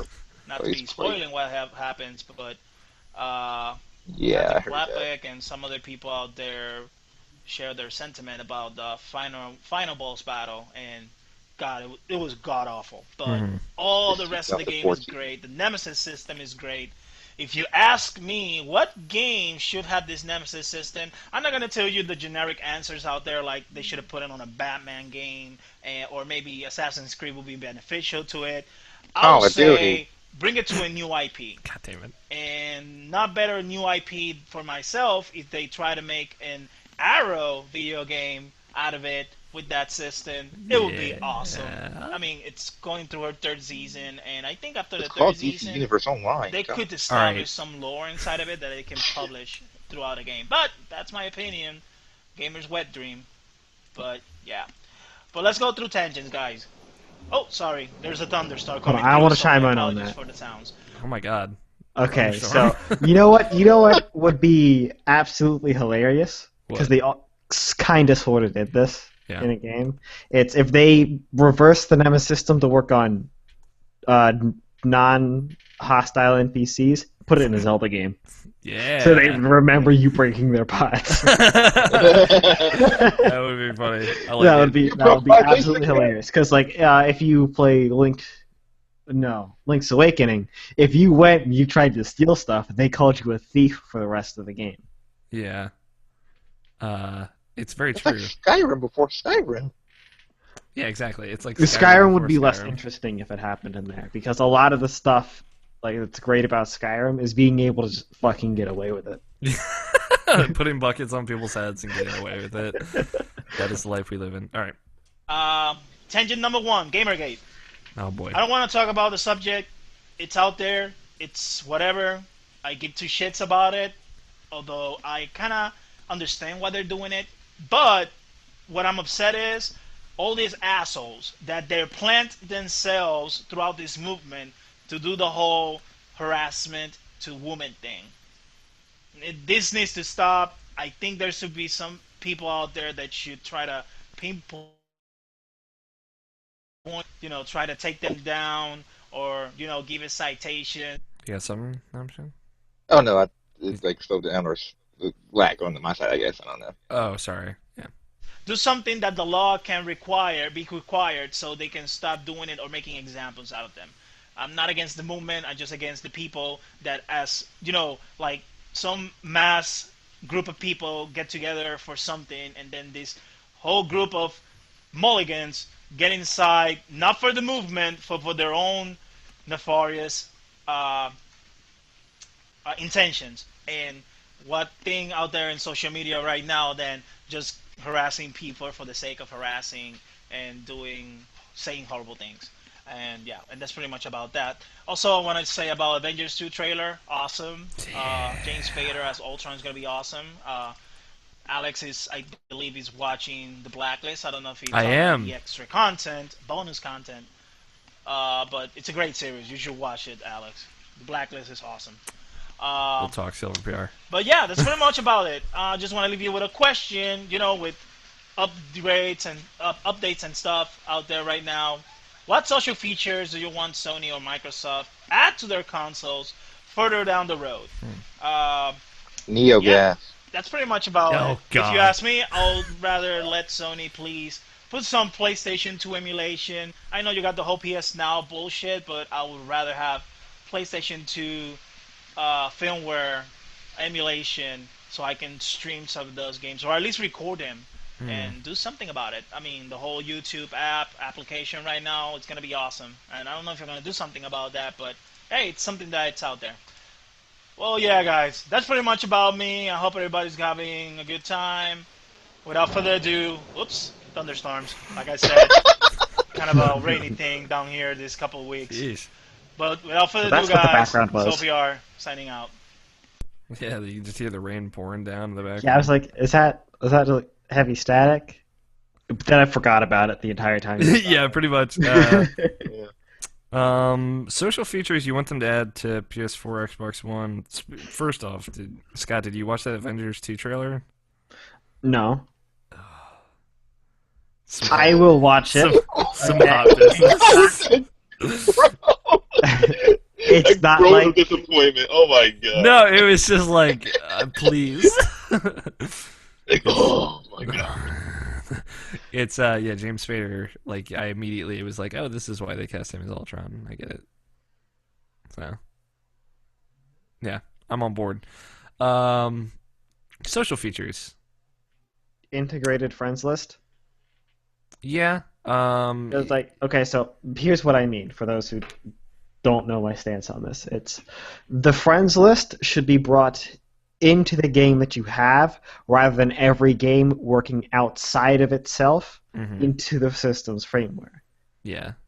And it's a very, very annoying to keep popping back through in and out of game to go ahead and read all the messages and respond out of game.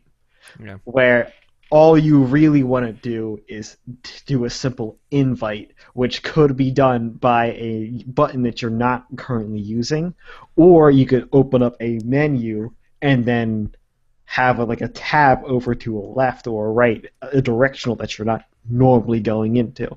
And it would be super quick, super easy that way.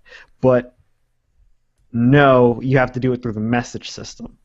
Yeah, and it's Which causes other problems besides it being slow. Yeah, it's just not intuitive. I want to see like Miiverse on Xbox One and PS4. They kind of Reddit. Yeah, Reddit for Xbox One and PS. No, like integrated into the system. Reddit is on Xbox One. That was a joke. All right. Can't handle you right now. Yeah, like I don't know, like seeing like the messages after every level of Super Mario 3D World was really fucking cool. And if they had something like that on PS4 and Xbox One games, especially like something like Sunset Overdrive, I imagine like people could do some really cool stuff for that game. Just to use an example. Just like that's the best part about the Wii U, in my opinion, still. So once again, still my go-to system. yeah, it's really cool. It's really inventive, and seeing it actually work in practice is just it works every time, and I like it a lot. Hope it's on every console they make from now on. Yeah, and I wish they could integrate it better into 3DS stuff, but at least you can access the Miiverse from the 3DS. So But Stamps killed the Miiverse. Stamps didn't kill the Yeah, and Miiverse. That's a little. For as much problems as Nintendo's friends list has, for most of the first-party games that are also multiplayer, they bring that list into the games, and doing multiplayer within the games is normally not a problem, unless you're trying to talk to the person, because that just doesn't happen. Yeah, that just doesn't exist. But I mean, hey, for a while it didn't. It got the job done. No, I'm talking about like on other systems. For a while, a lot of games didn't have a system that worked either, in terms of actual chat. Yeah. Very true. Namshin, what about you? I don't really need much of social media shit on my consoles. Honestly. I don't know. Like I don't really talk on my consoles. Neither do I. That's why I like Miiverse. I can just ignore it if I wanted to. Well, you don't have a choice, so it doesn't matter. But What I really think at least Nintendo should do, like for the chat thing, is put it under a mandatory parental block where you have to actually set that up before it becomes available for an option to turn on. Mm-hmm.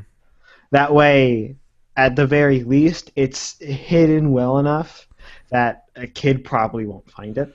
Yeah. And that if for somebody who has the system who's looking for it, they'll find it. Yeah. Well, not by fucking tinkering through the menus, use the internet, but Yeah. Continue, no, I'm sorry. That was pretty much it. Fuck social people. I guess. Like, I don't know. Um, Like, there's sometimes I like to say like, hey, I'm playing something. Like every time like Raptor still puts out, I'm playing Mass Effect just because.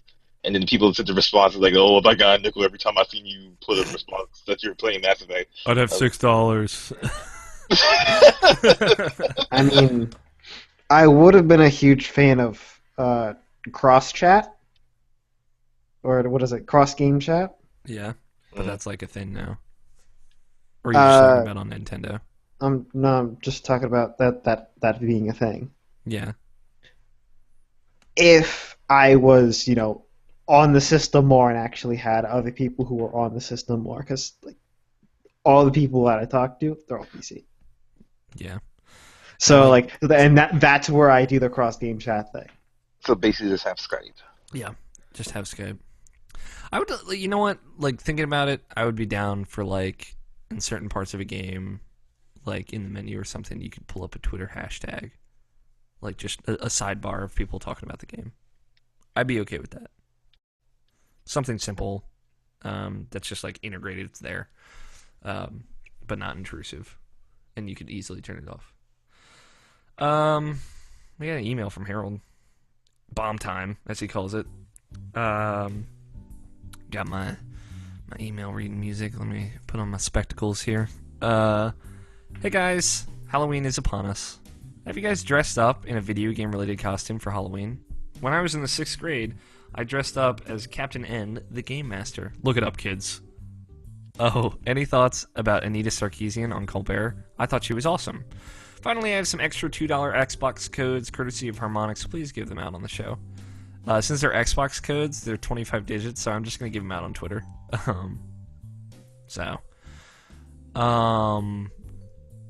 thought Anita Sarkeesian was super fucking awesome on Colbert.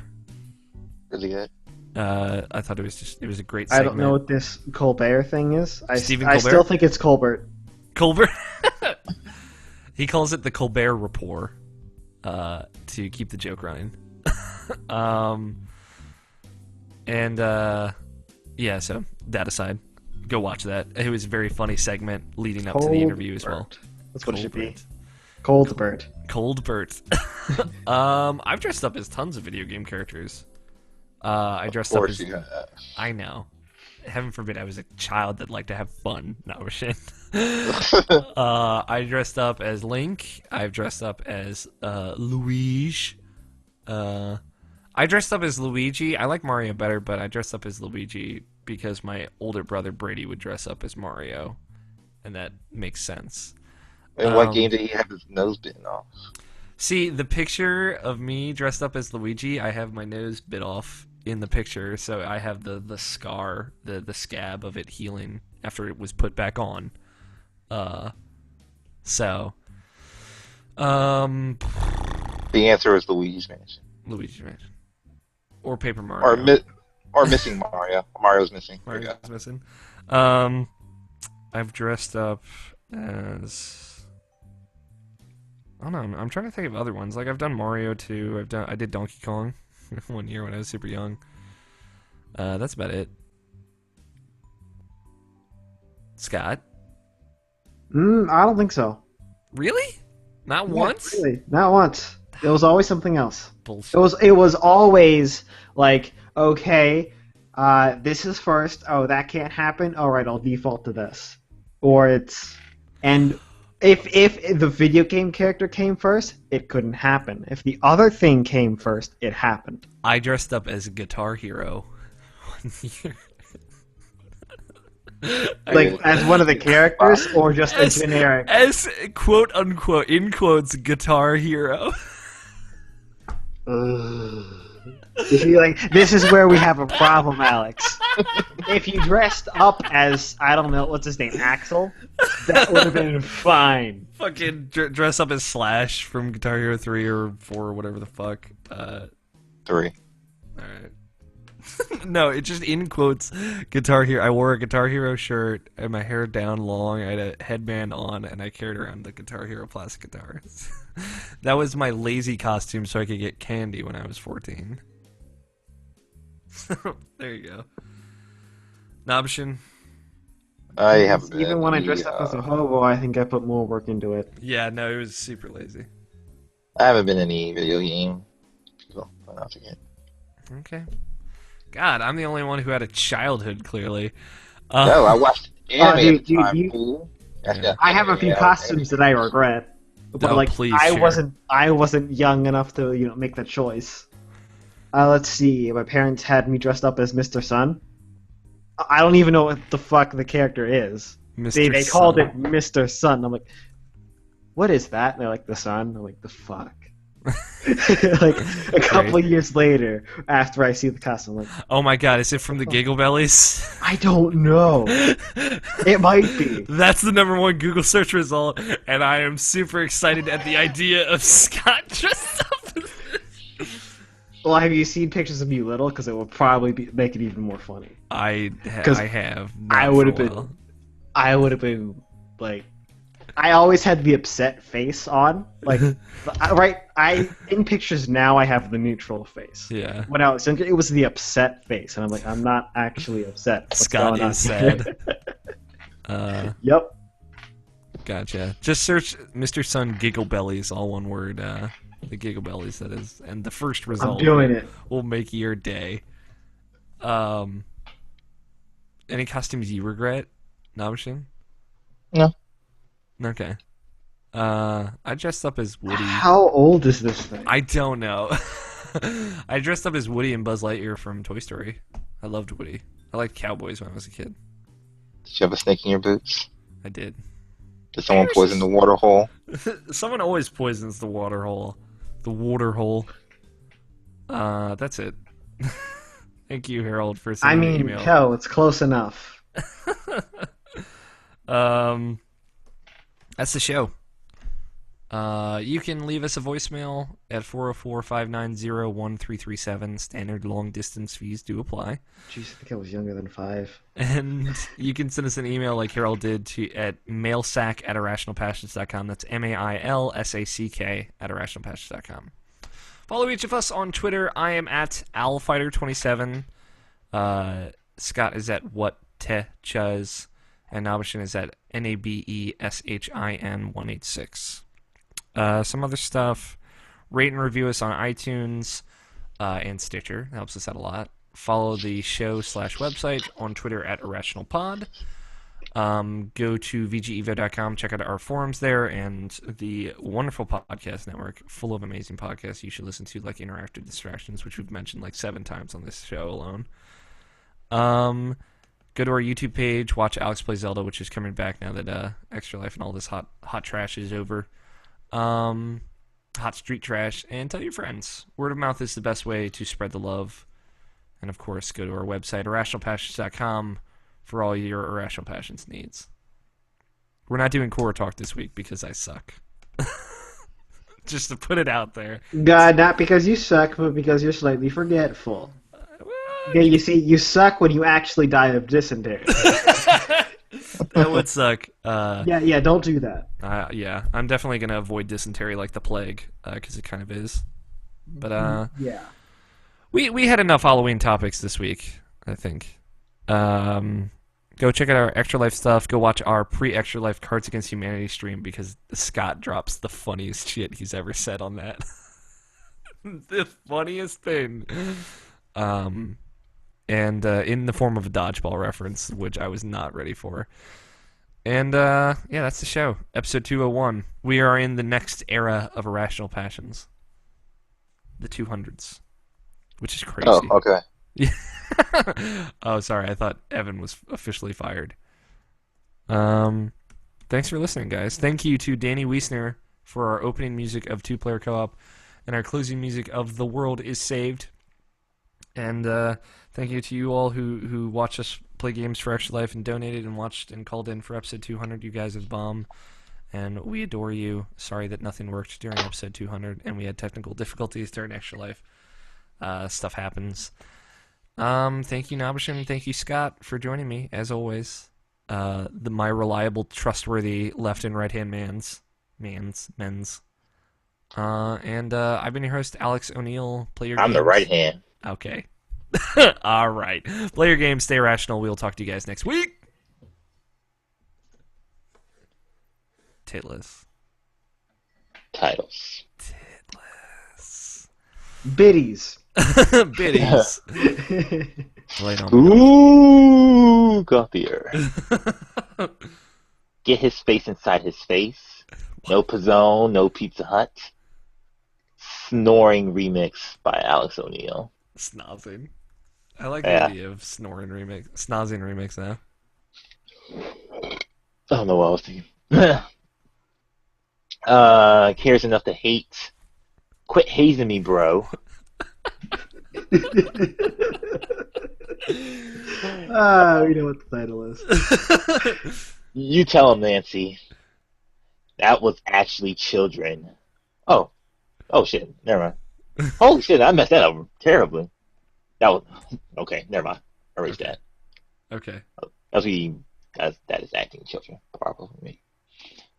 That's what happened when I write and try to pay attention at the same time. Yeah, there you go. Mr. Sun from the Giggle Bellies and Bayonetta 2. Bayonetta Now 2. I gotta ask. Let me have this. Okay. Let me have this. Let me have. Maybe next time, but dude, quit hazing me, bro. And then Let me have this. What, Let me have Bayonetta 2? Bayonetta 2. Let me have this. It's been for like 9 months. I've been using that title. Let me have this. I'm okay with letting you have it. Scott Let isn't. me have it. I think it's a 2v1 though. So it at this point it doesn't seem like I have a choice, but I'm still like, come on, quit hazing me, bro. Quit hazing me, bro is great. I gotta find a copy of. How about of Bayonetta that, 2 quit hazing me, bro? and then just Please. bug Alex Stop with it I because I think know he'll we- enjoy it. Yeah, Bayonetta 2, quit hazing me, bro. And Persona 5. Just to remind people that that game exists. Oh, that's going to be the next thing. So this is the last day of Bayonetta 2. That's what I'm saying. The last day. The last time. Yeah, somebody, you can say, Scott can say the title, or the number, and then Nobishin can say the title, and then I'll say quit hazing me, bro. What's happening now? Scott, you can say episode 201. Okay. Nobishin will say Bayonetta 2. And after he says that, I'll say quit hazing me, bro. How is this done again? I'm kidding. This I'm is kidding. God damn. This is Irrational Passions Podcast, episode 201. Bayonetta 2. Quit hazing me, bruh. That's it. You changed the inflection. I channeled my inner bro. Bro. Bruh.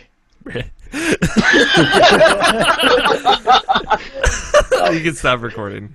Thank you for watching, everyone who watched this silly video of ours. I hope you enjoyed the bonusness. Oh of man, I came up with thisness. my next fibbage name. Bruh. Is it No. brat? No, this is actually Grow up. Brat? Skit? Dude, I love the name Skit. It's the funniest shit. By people watching the video, I'm waving at the camera, which isn't even on. Or set up. It's just not there. No, I don't want to end broadcast. Well, yes, continue broadcast there.